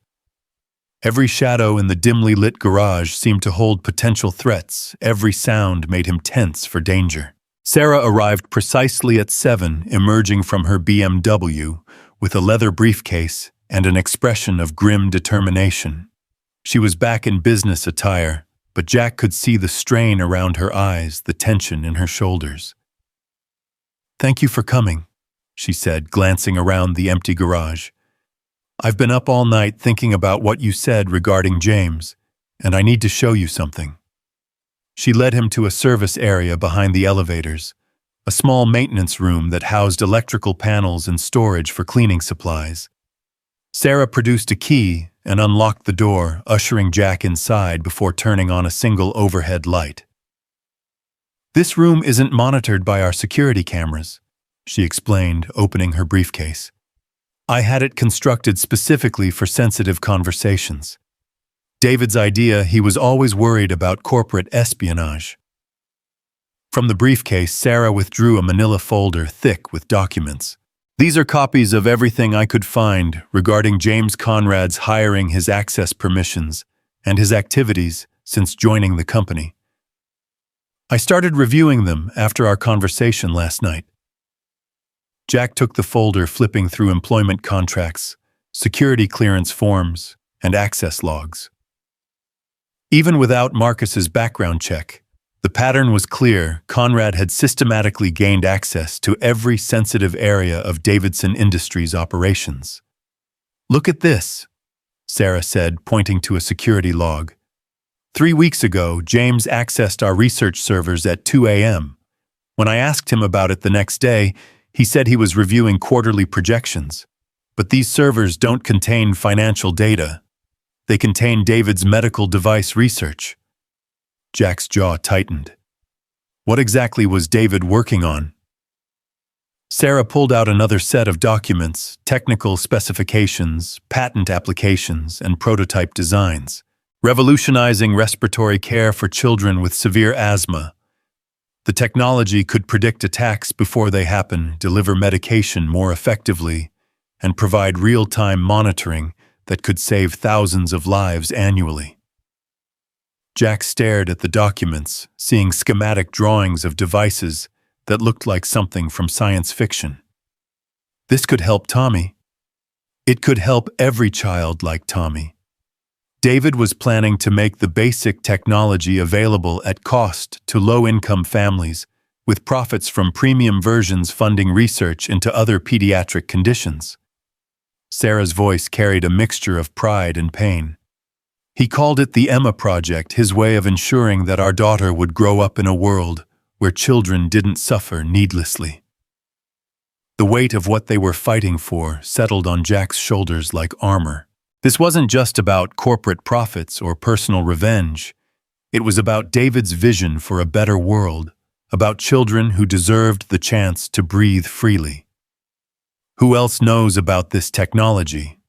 Jack asked. The core research team is just 3 people, Dr. Martinez, our head of R&D, Dr. Chen, who specializes in pediatric respiratory medicine, and myself. But James has been pushing to expand the team, bring in additional expertise from outside consultants. Consultants who would report back to whoever's really pulling his strings, Jack said grimly. Sarah, we need to assume that everything James has seen is already compromised. The question is whether they're planning to steal the research or destroy it entirely. Why would they want to destroy it? Because if David's technology reaches the market, it could disrupt entire sectors of the medical device industry. Companies that make billions from inferior products would lose their market share overnight. Sarah's face went pale as the implications sank in. You're saying they might not want to steal David's work. They might want to bury it permanently. It's possible. Either way, we need to move fast. Jack pulled out his phone. I'm going to call my contact, see if he's learned anything else about Conrad's background. Marcus answered on the second ring. Jack, I was just about to call you. I've got good news and very bad news. Give me the bad news first. The people behind Conrad are connected to Meridian Industries, a massive conglomerate that owns half the medical device companies in North America. They've been systematically acquiring or destroying competitors for the past decade. Jack felt his blood run cold. And the good news, I found Conrad's real identity. His name is Marcus Kane, and he's a former CIA operative who went private 5 years ago. He specializes in corporate infiltration and problem elimination. Problem elimination. That's spy speak for assassination, Jack. This guy isn't just a corporate raider, he's a killer. Jack looked at Sarah, who had gone completely white. She had heard enough of the conversation to understand the implications. Marcus, we need help. Professional help. I've got contacts who can provide security, but Jack, you need to understand what you're up against. Meridian has resources that most small countries would envy. If they want Davidson Industries shut down, they have the capability to make it happen. Then we need to make sure they don't get the chance. After ending the call, Jack turned to Sarah, who was staring at the technical documents with an expression of fierce determination. We're not going to let them destroy David's work, she said, her voice steady, despite the fear in her eyes. Whatever it takes, we're going to protect the Emma Project. Sarah, this is bigger and more dangerous than either of us anticipated. Maybe we should take what we know to the FBI, let them handle it. And how long would that take? Months, years. Meanwhile, children like Tommy continue to suffer because David's technology is locked away in legal proceedings. Sarah shook her head. No. We finish what David started. Jack studied her face, seeing in it the same stubborn courage that had made David such an effective leader. What do you have in mind? We're going to set a trap. If James wants access to David's research, we're going to give it to him on our terms. Over the next hour, Sarah outlined a plan that was both brilliant and incredibly risky. They would create a false version of David's research, complete with fake technical specifications and fraudulent test results. Then they would plant evidence that the real research was being moved to a secure location outside the company. When Conrad took the bait, they would have proof of his corporate espionage. It's dangerous, Jack said when she finished explaining. If Conrad realizes it's a trap, there's no telling how he might react. Everything we do from this point forward is dangerous, but this gives us the best chance of exposing him while protecting the real research. They spent the rest of the morning implementing their plan. Sarah used her CEO access to create false documents and fabricated research files, while Jack worked on identifying secure locations where they could safely store the real Emma project data. By lunchtime, they had constructed an elaborate deception that would hopefully lure Conrad into revealing his true intentions. The first test of their plan came that afternoon when Sarah called a meeting with James Conrad and the research team to discuss security concerns regarding the Emma project. Jack positioned himself in a maintenance closet adjacent to the conference room, where he could hear the conversation through the ventilation system. His heart pounded as he listened to Sarah begin the meeting with carefully rehearsed lines. James, I've been thinking about your concerns regarding our research security, Sarah said. I think you're right that we need to take additional precautions. I'm glad you're taking this seriously, Sarah, Conrad's smooth voice replied. The threats against our technology are very real, which is why I've decided to move the core Emma project research to an off-site facility. Tomorrow night, I'll be personally transferring all the critical files to a secure server farm in Milwaukee. Jack could practically hear Conrad's pulse quickening through the wall. This was exactly the kind of information he needed: a specific time, location, and opportunity to intercept David's research. Is that wise? Conrad asked, his tone carefully neutral. Moving such sensitive data seems risky. Riskier than leaving it here where someone has already breached our security multiple times. Sarah's voice carried just the right note of frustration. No, James. The research goes to Milwaukee tomorrow night, and it stays there until we can guarantee the security of our local systems. The meeting continued for another 20 minutes, with Conrad asking detailed questions about the transfer logistics, while trying not to appear too eager for information.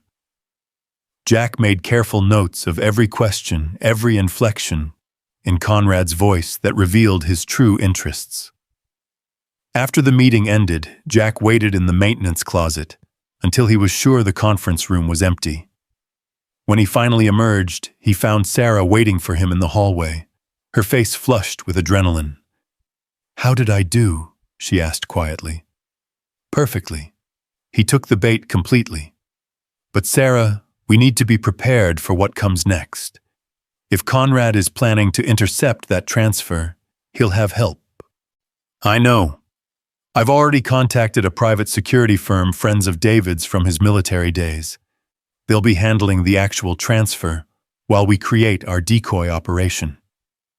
And if Conrad doesn't just try to steal the research, if he decides that eliminating the threat permanently is easier than managing it. Sarah's expression hardened. Then he'll discover that David Davidson's widow is not as helpless as she appears.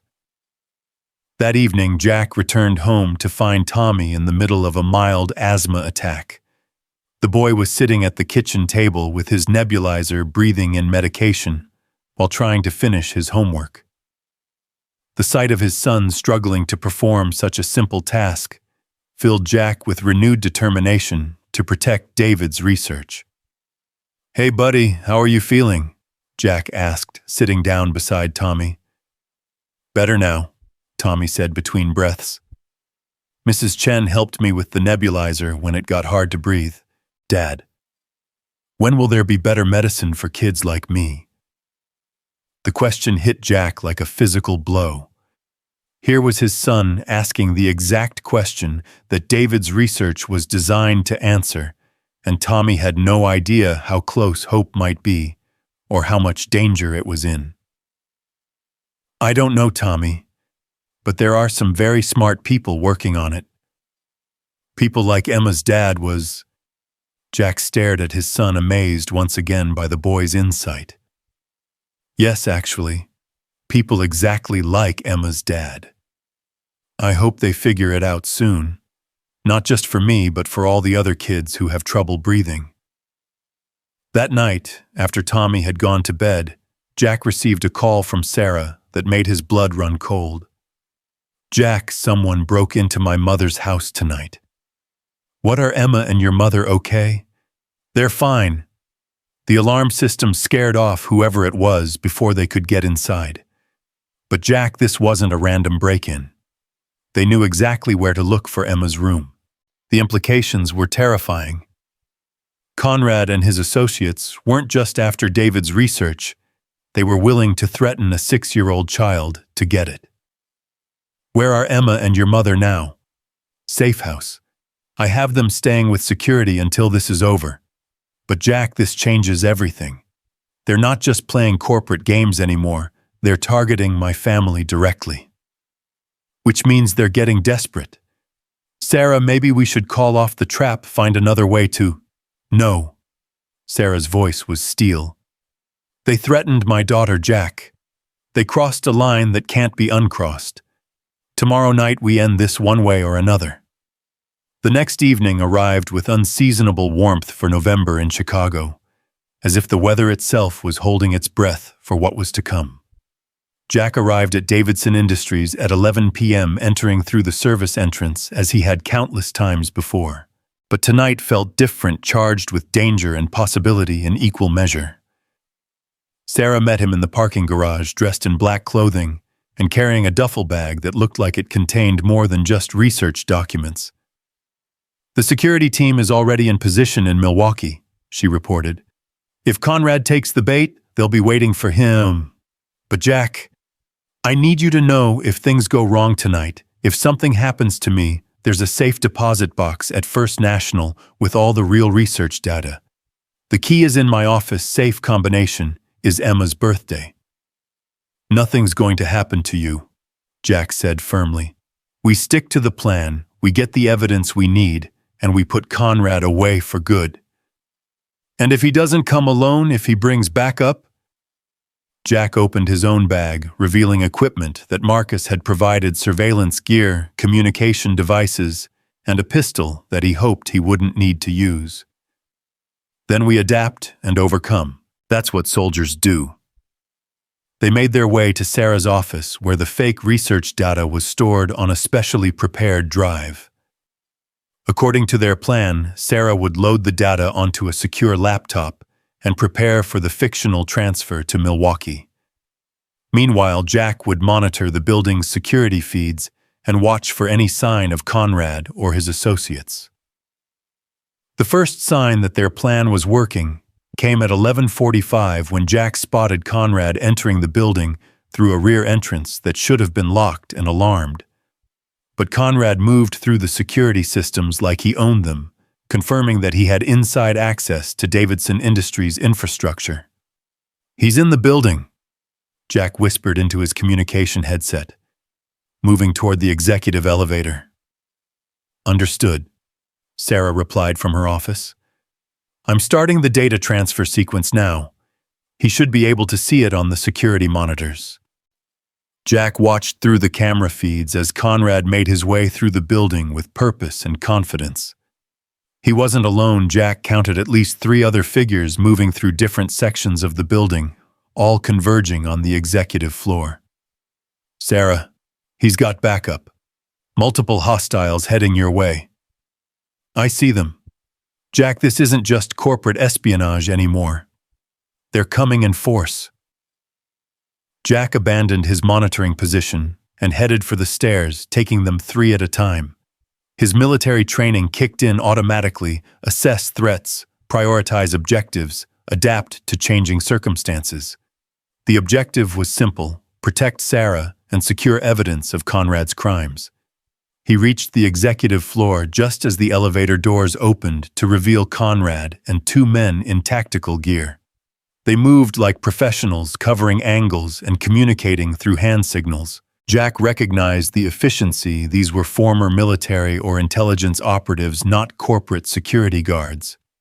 From his position in the stairwell, Jack could hear Conrad's voice as they approached Sarah's office. Remember, we need the real research data, and we need to eliminate any witnesses who can connect us to this operation. Make it look like a break-in gone wrong. Jack's blood turned to ice. They weren't just planning to steal David's research, they were planning to kill Sarah. The corporate espionage had escalated to assassination, and Jack was the only thing standing between Conrad and his target. He keyed his microphone. "Sarah, abort the plan. Get out of there now. They're not here to steal, they're here to kill." "I can't leave." Sarah's voice came back strained. "The real research files are on my computer. If they get access to my office, they'll find everything." "Sarah, David's work isn't worth your life." "Yes, it is. It's worth Emma's future, Tommy's future, the future of every child who deserves to breathe freely. I'm not running." Jack heard the determination in her voice and knew there was no arguing with her. Sarah Davidson had made her choice just as David had made his choice in that convoy outside Kandahar. Some things were worth fighting for, worth dying for if necessary.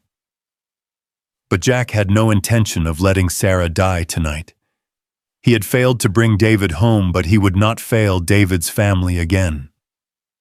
Moving with the stealth that had kept him alive through 3 tours in Afghanistan, Jack positioned himself for an ambush. Conrad and his team were approaching Sarah's office with the confidence of professionals who expected no resistance. They were about to learn that Davidson Industries had a guardian they hadn't counted on. The first man through Sarah's office door never saw Jack coming. A precise blow to the base of the skull dropped him silently, his weapon clattering to the floor. Jack caught it before it could make noise, checking the magazine and safety with practiced efficiency. The second operative turned at the sound of his partner falling, but Jack was already moving. Years of close-quarters combat training took over as Jack disarmed the man and put him in a chokehold that would keep him unconscious for several minutes. That left Conrad, who had hung back in the hallway while his men cleared the office. When they failed to report back, he approached cautiously, his own weapon drawn. "Ms. Davidson," Conrad called out in his smooth, professional voice. "I think we need to have a conversation about your husband's research." Jack heard Sarah's reply from inside the office, her voice steady despite the circumstances. "James, or should I say, Marcus Kane, I think the conversation we need to have is about murder and corporate espionage." Conrad's composure slipped for the first time since Jack had known him. "You know my real name. Interesting. I suppose that means this conversation will be shorter than I anticipated." "It means you're finished," Sarah said. "We know about Meridian Industries. We know about your assignment to destroy Davidson Industries, and we know about the people you've killed in similar operations. Knowledge without proof is just gossip, Ms. Davidson, and dead people can't testify." Jack heard the threat in Conrad's voice and knew the talking was over. Conrad was moving toward the office door, weapon raised, prepared to execute the woman whose only crime was trying to protect her dead husband's legacy. But as Conrad stepped through the doorway, Jack was waiting for him. "Hello, Marcus," Jack said quietly, his borrowed weapon trained on Conrad's center mass. "I think it's time we had that conversation." Conrad spun toward Jack, his professional mask finally slipping to reveal the cold calculation underneath. "You must be Carter. David Davidson's loyal sergeant playing bodyguard to the widow. How touching. How did you think we didn't research everyone connected to this company? We know about your PTSD, your sick son, your pathetic attempts to build a new life from the ashes of your military career. Your broken Carter, a shell of the soldier you used to be." Jack felt the familiar weight of doubt and self-recrimination that had plagued him for 6 years. But then he heard Sarah's voice from behind Conrad. "You're wrong about him," she said firmly. "Jack Carter is exactly the soldier David believed him to be. And you're about to find out what that means." Conrad's eyes flicked between Jack and Sarah, calculating odds and assessing threats. "You won't shoot me, Carter. You're too broken, too guilt-ridden. You couldn't save David Davidson, and you won't save his widow either." For a moment, Conrad's words hit their target. Jack felt the familiar paralysis of self-doubt, the voice that whispered he wasn't good enough, strong enough, worthy enough to protect the people he cared about. But then he thought about Emma sitting on those marble steps, with tears on her cheeks, trusting him enough to accept half his sandwich. He thought about Tommy struggling to breathe, while asking when there would be better medicine for children like him. He thought about David bleeding out in his arms, while making Jack promise to watch over his family. "You're right about one thing," Jack said, his voice steady and calm. "I couldn't save David. But I can save his family. And I can stop you from destroying his legacy." Conrad raised his weapon, but Jack was faster. Years of combat training and righteous fury combined as Jack moved with lethal precision. The shot was clean, professional, and final. As Conrad fell, Jack heard footsteps in the hallway. Security guards responding to the gunfire. Marcus Webb's security team that Sarah had called as backup, and what sounded like law enforcement officers. "It's over," Sarah said, her voice carrying a mixture of relief and exhaustion. "It's finally over." But Jack knew it wasn't quite over yet. There would be questions to answer, investigations to conduct, and a conspiracy to unravel. Meridian Industries would face justice for their crimes, and David's research would see the light of day. Most importantly, children like Tommy would have hope for a better future, and Emma would grow up knowing that her father's vision of a better world had not died with him. As police officers secured the scene and paramedics checked everyone for injuries, Jack found himself thinking about promises, the promise he had made to David, the promise he had made to himself to be a better father to Tommy, and the unspoken promise he was making to Sarah and Emma that they would never be alone again. Some promises took years to fulfill, but they were worth the wait. The aftermath unfolded like a carefully choreographed dance of justice and revelation. Federal agents swarmed Davidson Industries within hours, their investigation revealing a conspiracy that reached far beyond James Conrad's infiltration. Meridian Industries' web of corporate espionage had touched dozens of companies across multiple industries, but their attempt to destroy David Davidson's medical research had finally given law enforcement the evidence they needed to bring down the entire operation. Jack found himself in a sterile FBI interview room at 3 a.m, recounting the events that had led to Conrad's death while trying to process the magnitude of what they had uncovered. Agent Sarah Martinez, no relation to Dr. Martinez from Davidson Industries, was a veteran investigator who specialized in corporate crimes, and she listened to Jack's account with the focused attention of someone who understood the stakes involved. "Mr. Carter, your military record indicates you're trained in non-lethal takedown techniques," Agent Martinez said, reviewing a thick file. "Why did you choose to use lethal force against Marcus Kane?"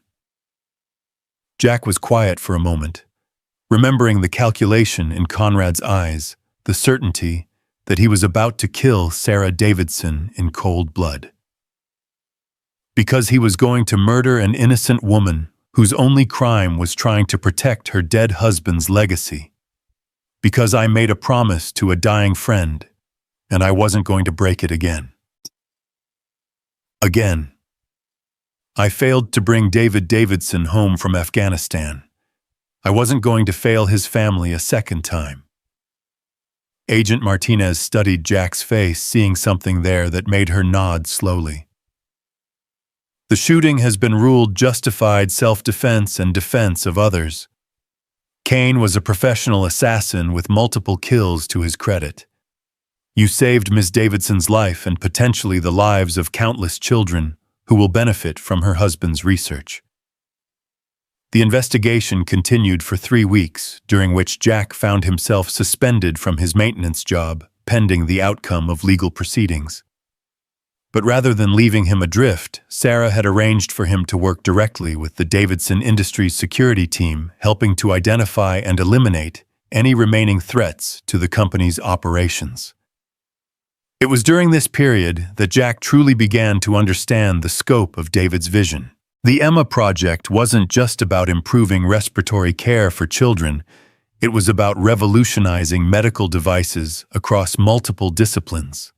David had been working on adaptive technologies that could help children with everything from diabetes to epilepsy, using artificial intelligence and predictive algorithms to anticipate medical emergencies before they became life-threatening. He wanted to create a world where parents never had to watch their children suffer needlessly, Sarah explained as they toured the research laboratory where David's work was being continued, where families like yours wouldn't have to choose between medication and rent money. Jack watched Dr. Chen demonstrating one of the prototype devices, an inhaler that could predict asthma attacks up to 6 hours before they occurred, automatically adjusting medication dosages and alerting medical professionals if emergency intervention was needed. The implications for Tommy's future were staggering. "When will this be available for patients?" Jack asked. "The FDA approval process could take 2 to 3 years, Dr. Chen replied. But we're working with compassionate use protocols to get devices to children with severe cases as soon as possible." Jack felt tears threatening as he thought about Tommy no longer having to fear that each breath might be his last. "David would be proud of what you're all accomplishing." "David would be proud of you," Sarah said softly. "You honored his memory in the most meaningful way possible by protecting his family and ensuring his work could continue." The first time Tommy met Emma was on a Sunday afternoon in December, just 2 weeks before her 7th birthday.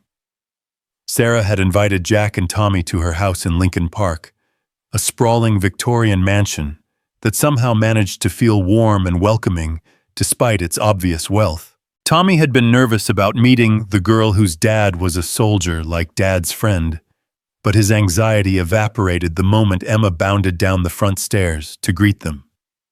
"Are you Tommy?" she asked with the direct curiosity of childhood. "Dad told me you have asthma like my friend Katie at school. Do you have one of those breathing machines?" "I have a nebulizer," Tommy said shyly, pulling the device from his backpack. "It helps when I can't breathe good." "That's so cool. Can you show me how it works?" Within minutes, the 2 children were sitting on Sarah's living room floor, Tommy demonstrating his medical equipment, while Emma showed him her collection of books about adventures and faraway places. Jack watched them interact with a sense of wonder. Tommy was more animated and confident than he had been in months, while Emma seemed delighted to have found someone who understood what it was like to need special care. "They're good for each other," Sarah observed, settling beside Jack on the couch with 2 cups of coffee. "Tommy's never had a friend who didn't treat him like he was fragile," Jack said.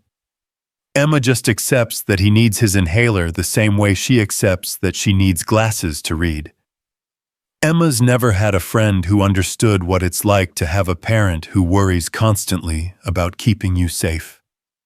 They sat in comfortable silence, watching their children build an elaborate fort out of couch cushions and blankets.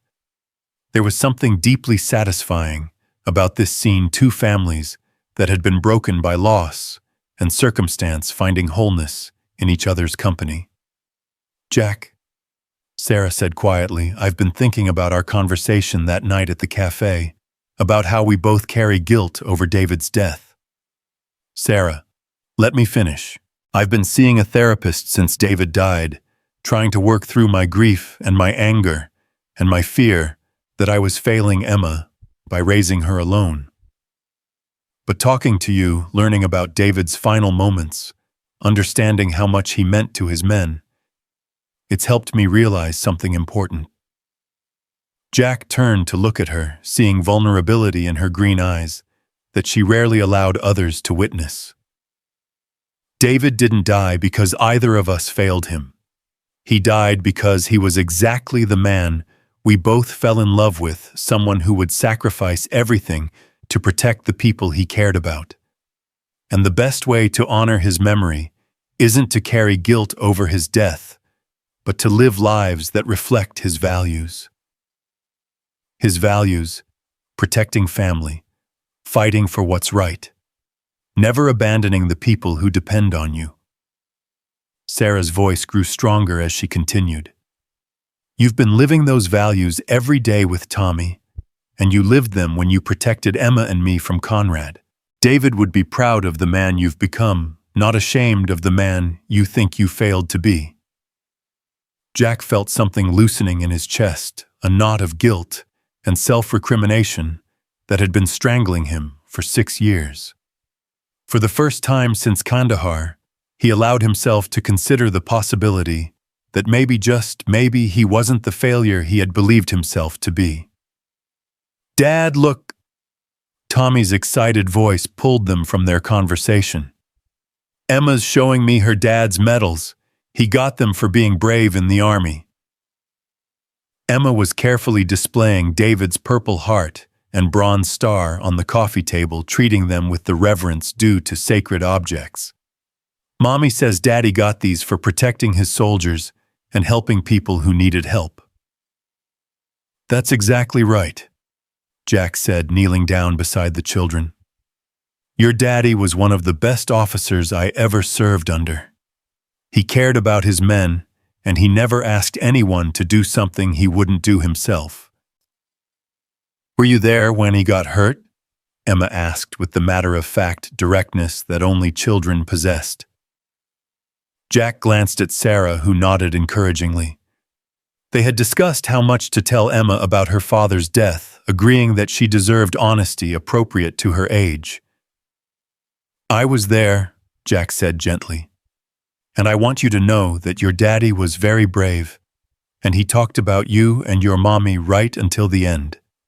He loved you both more than anything in the world." Emma studied Jack's face with those serious green eyes that were so much like David's. "Were you sad when my daddy died?" "Very sad. He was my friend, and I miss him even now." "I miss him too, even though I don't remember him very much. But Mommy says he's watching over us, and now we have you and Tommy to be our friends too." The simple acceptance in Emma's voice nearly broke Jack's heart. Here was a child who had never known her father, who had grown up surrounded by wealth, but lacking the one thing money couldn't buy, and she was welcoming Jack and Tommy into her life with open arms. "We'd like that very much," Jack said, his voice rough with emotion. Christmas came 3 weeks later, and for the first time in years, Jack found himself looking forward to the holiday instead of dreading it. Sarah had insisted that he and Tommy join her and Emma for Christmas Eve dinner, and Mrs. Chen had agreed to come as well, creating an unusual but loving, extended family gathering. The evening was magical in ways Jack hadn't expected. Emma and Tommy exchanged gifts they had made for each other. Tommy had painted a picture of them building the blanket fort, while Emma had written him a story about a brave boy who could breathe underwater and went on adventures to help sea creatures. Sarah gave Jack a leather-bound photo album filled with pictures of David during their deployment, including several photos Jack had never seen of David talking about his family and showing off ultrasound pictures of Emma. But the most meaningful moment came when Tommy presented Sarah with a small wrapped package, his face glowing with excitement and nervousness. "This is for you, Miss Sarah," he said formally. "I made it myself." Inside the package was a crude but heartfelt clay sculpture, 2 adult figures and 2 child figures holding hands with family spelled out in uneven letters across the base.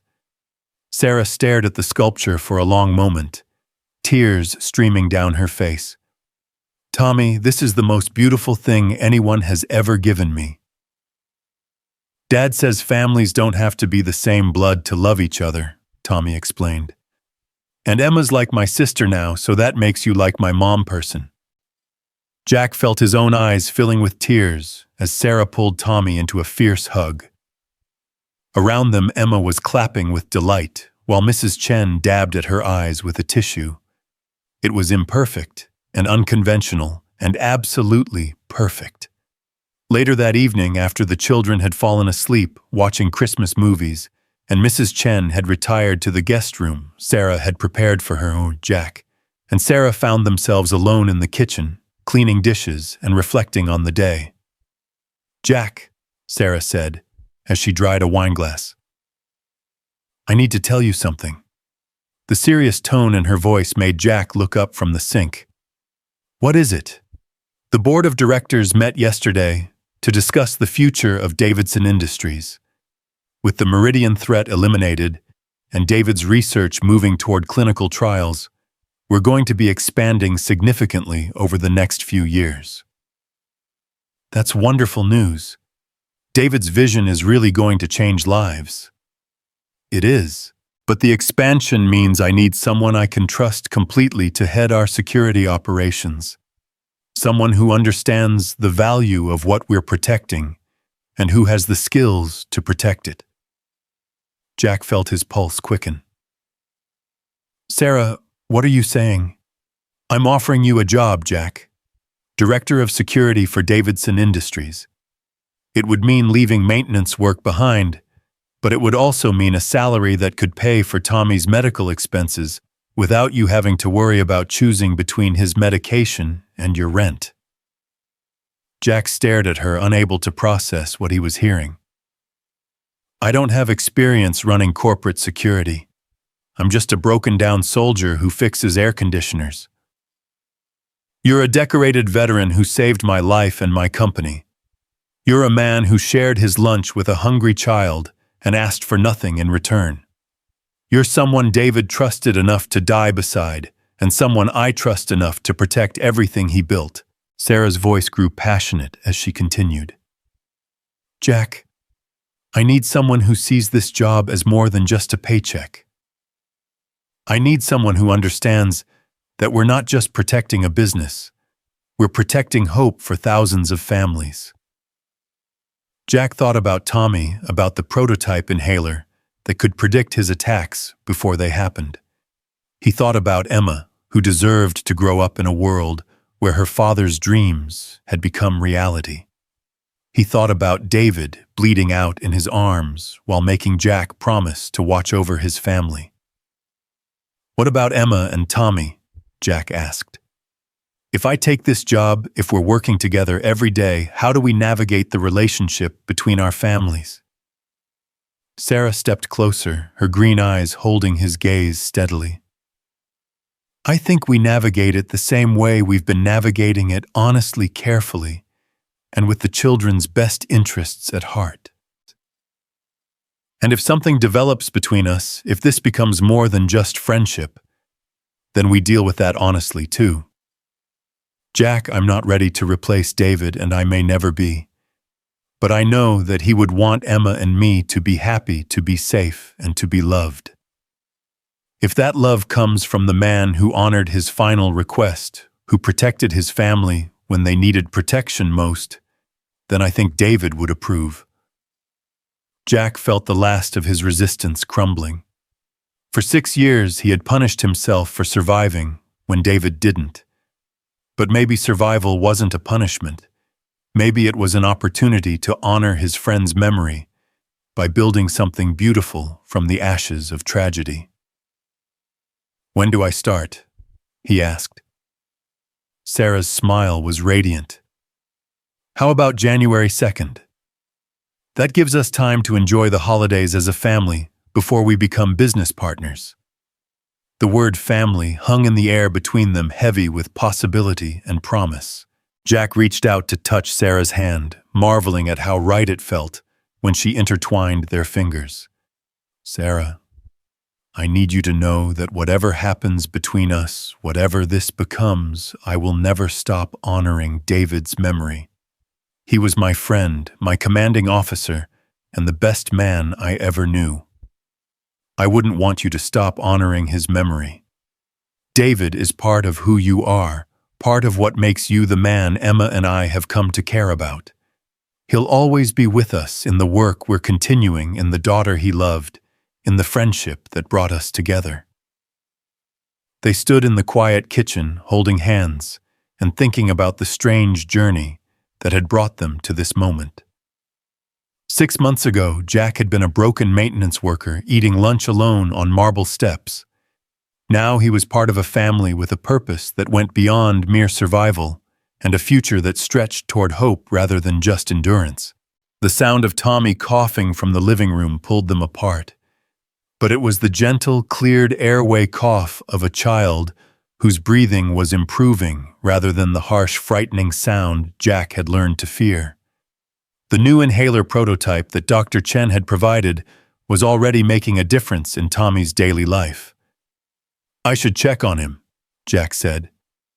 "We should check on them," Sarah corrected gently. "They're both our responsibility now." They found Tommy and Emma asleep on the couch, curled up together under a blanket, with Emma's arm protectively around Tommy's shoulders. On the coffee table beside them sat Tommy's nebulizer next to Emma's glasses, 2 pieces of medical equipment that had become symbols of acceptance rather than limitation. "They look like siblings," Sarah whispered. "They are siblings in every way that matters," Jack replied, thinking about Tommy's sculpture and Emma's instant acceptance of their unconventional family. As they tucked blankets around the sleeping children, Jack felt a sense of peace that had eluded him since Kandahar. David Davidson had died protecting his family and his vision of a better world. Now that family had grown to include a broken soldier and his brave son, and David's vision was becoming reality through the combined efforts of people who loved him. The Emma project moved into clinical trials 6 months later, with Tommy among the first participants in the pediatric testing program. The device that monitored his breathing patterns and predicted attacks before they occurred gave Jack a peace of mind he had never thought possible. No more midnight rushes to the emergency room, no more helpless watching as his son struggled for each breath. But the real transformation came in the relationship between the two families. Jack officially moved into the director of security position at Davidson Industries, bringing with him a team of veterans who understood both the technical aspects of corporate protection and the personal stakes involved in protecting David's legacy. Emma and Tommy became inseparable, spending weekends together and supporting each other through the daily challenges of childhood. Emma helped Tommy with his reading while Tommy taught Emma about art and creativity. Their friendship became the foundation on which the adults built their own relationship slowly, carefully, with constant attention to the children's needs and feelings.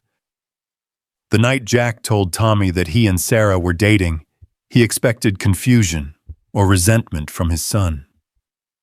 Instead, Tommy looked at him with those wise 8-year-old eyes and said, "Does this mean Emma really gets to be my sister now?" "If that's what you want, buddy." "That's what I want.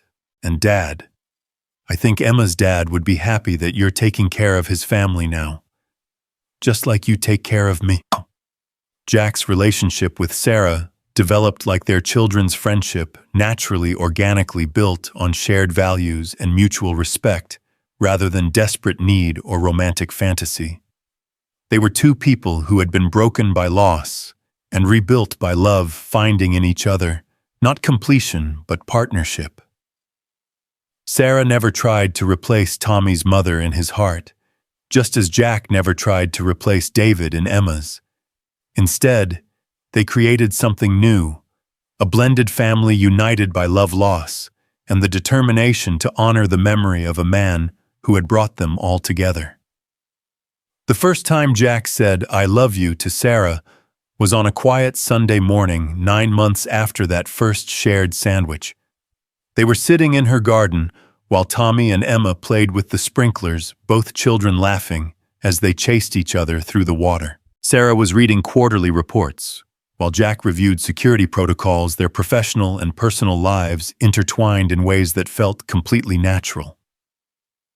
"Sarah," Jack said, looking up from his tablet, "I need to tell you something." She set down her papers, giving him her full attention in the way that had first attracted him to her, the ability to focus completely on what mattered most. "I love you," he said simply. "I love Emma. I love the family we're building together, and I love the way you've helped me become the man David believed I could be." Sarah's smile started slowly and grew to encompass her entire face. "I love you too, Jack Carter. I love the way you honor David's memory by living the values he taught you. I love the way you've made Tommy feel like he can conquer the world despite his asthma. And I love the way you've given Emma and me a future that includes hope instead of just survival." Their first kiss tasted like coffee and possibility, interrupted by delighted squeals from Tommy and Emma, who had apparently been watching from the sprinklers. "Does this mean you're going to get married?" Emma demanded, dripping wet and grinning. "That would make Tommy really my brother," she added, as if this were the most important consideration. Jack and Sarah looked at each other, seeing in each other's eyes the same thought, that marriage was indeed where this was heading, but that they would take their time, do it right, make sure the children were ready for each step.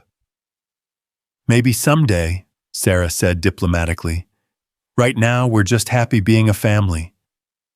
"We're already a family," Tommy corrected with 8-year-old wisdom. "The marriage part is just paperwork." The wedding took place 18 months later on a beautiful spring day in Sarah's garden. It was a small ceremony, just family and close friends, with Marcus Webb serving as Jack's best man and Emma and Tommy as joint ring bearers. Mrs. Chen cried through the entire ceremony, while Dr. Martinez and Dr. Chen from Davidson Industries provided scientific commentary on the optimal timing for such emotional commitments. David Davidson was present too, in the photos displayed on a memory table, in the bronze star that Emma wore pinned to her dress, and in the values that had brought this unlikely family together. During the ceremony, Jack and Sarah each lit a candle in David's memory, acknowledging that their love had grown not despite his death, but because of the legacy he had left behind. Tommy's asthma had improved dramatically, with the Emma Project technology allowing him to participate in activities that had once been impossible. He served as ring bearer with confidence and joy, no longer the fragile child who had feared each breath, but a strong boy who knew he was loved and protected. Emma had grown into a confident 7-year-old who carried her father's sense of justice and her mother's brilliant mind. She had appointed herself Tommy's protector at school, fiercely defending him against any child who dared to suggest that needing an inhaler made him weak. The reception was held in the same garden where Jack and Sarah had first said they loved each other, with fairy lights strung between the trees and a band playing music that ranged from children's songs to David's favorite jazz standards. At one point during the evening, Jack found himself standing apart from the celebration, watching his new family dance and laugh together. Sarah appeared beside him, still wearing her wedding dress, but with her shoes kicked off and her hair slightly messed from dancing with the children. "Having second thoughts," she teased. "Just thinking about how we got here," Jack said, pulling her close. 6 months ago, I was a maintenance worker who thought his only purpose was keeping Tommy alive one day at a time. Now I'm married to the most amazing woman I've ever met. I have 2 children who think I hung the moon, and I'm helping bring David's vision to life." "David would be proud of you," Sarah said, echoing the words she had spoken so many times before. But now they carried different weight, not just comfort for a grieving soldier, but truth spoken by a woman who knew him completely. "I think he'd be proud of all of us," Jack replied. "We kept his family safe, we protected his work, and we built something beautiful from the ashes of tragedy." They were interrupted by Tommy and Emma, who came running over with news that the DJ was about to play their requested song, a silly children's tune about friendship that had become their anthem. "Come on, Dad, come on, Mom," Emma shouted, grabbing Jack's hand, while Tommy took Sarah's. As they were pulled back into the celebration, Jack marveled at how naturally the children had adapted to calling them both parents. There had been no confusion, no resentment, just the easy acceptance that love could expand to include new people without diminishing what had come before. The last dance of the evening was to David's favorite song, a slow jazz ballad that Sarah had mentioned during one of their late-night conversations about the husband she had lost. As they swayed together in the garden, surrounded by the quiet contentment of a perfect day, Jack felt David's presence as a blessing rather than a burden. "Thank you," he whispered, whether to Sarah or to David's memory, he wasn't entirely sure. "For what?" Sarah asked. "For trusting me with your heart. For letting me be Tommy's father and Emma's stepfather. For helping me understand that survival isn't just about staying alive, it's about building a life worth living." "Thank you for keeping your promise," Sarah replied. "For protecting us, for honoring David's memory, for showing Emma and me what it means to be loved completely." They danced until the children fell asleep in chairs decorated with flowers and fairy lights, until the last guest had gone home, until the stars appeared in the clear Chicago sky. When they finally carried their sleeping children inside, Jack felt a completeness he had never thought possible.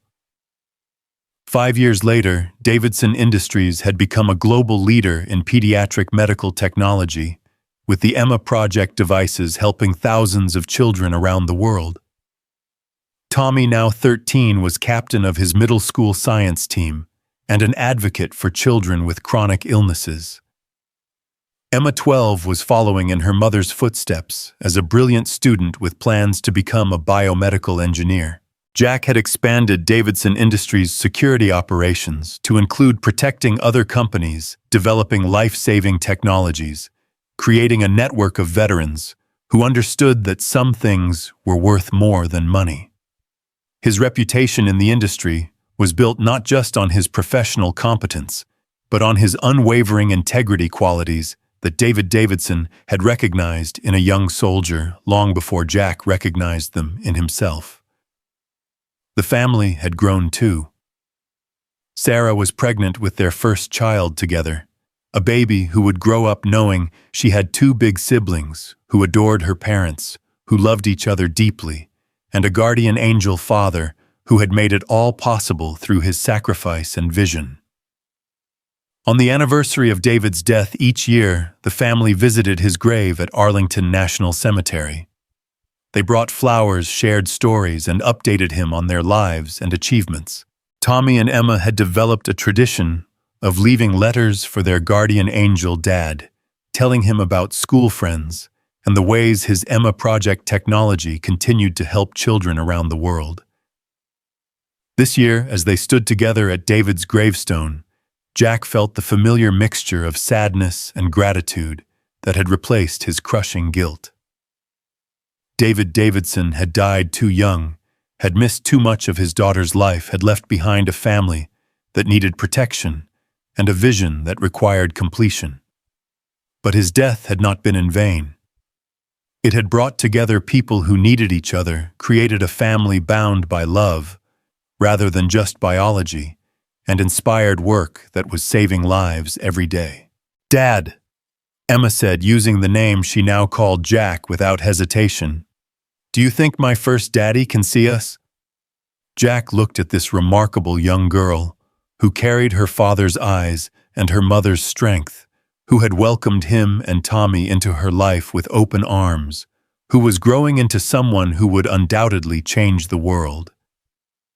I think he can see us, Jack said, and I think he's proud of the family we've become. I think so too, Tommy added, his voice steady and strong. And I think he's happy that we all found each other.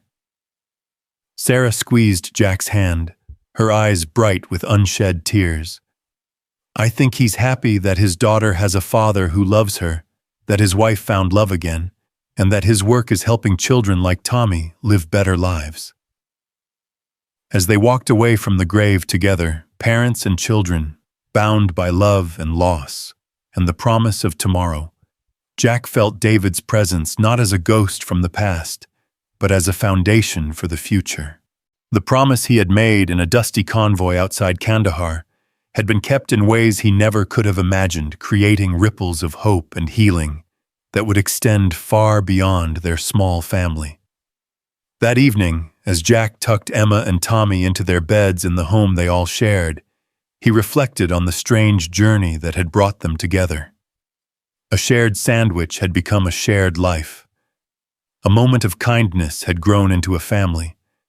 A promise made to a dying friend had become the foundation for everything that mattered.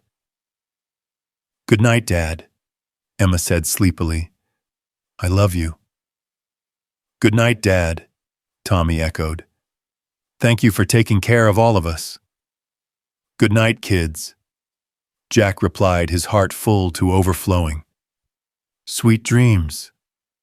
As he turned off their lights and headed to his own bedroom, where Sarah was reading and waiting for him, Jack thought about the man he had been 6 years ago, broken, guilt-ridden, focused only on survival.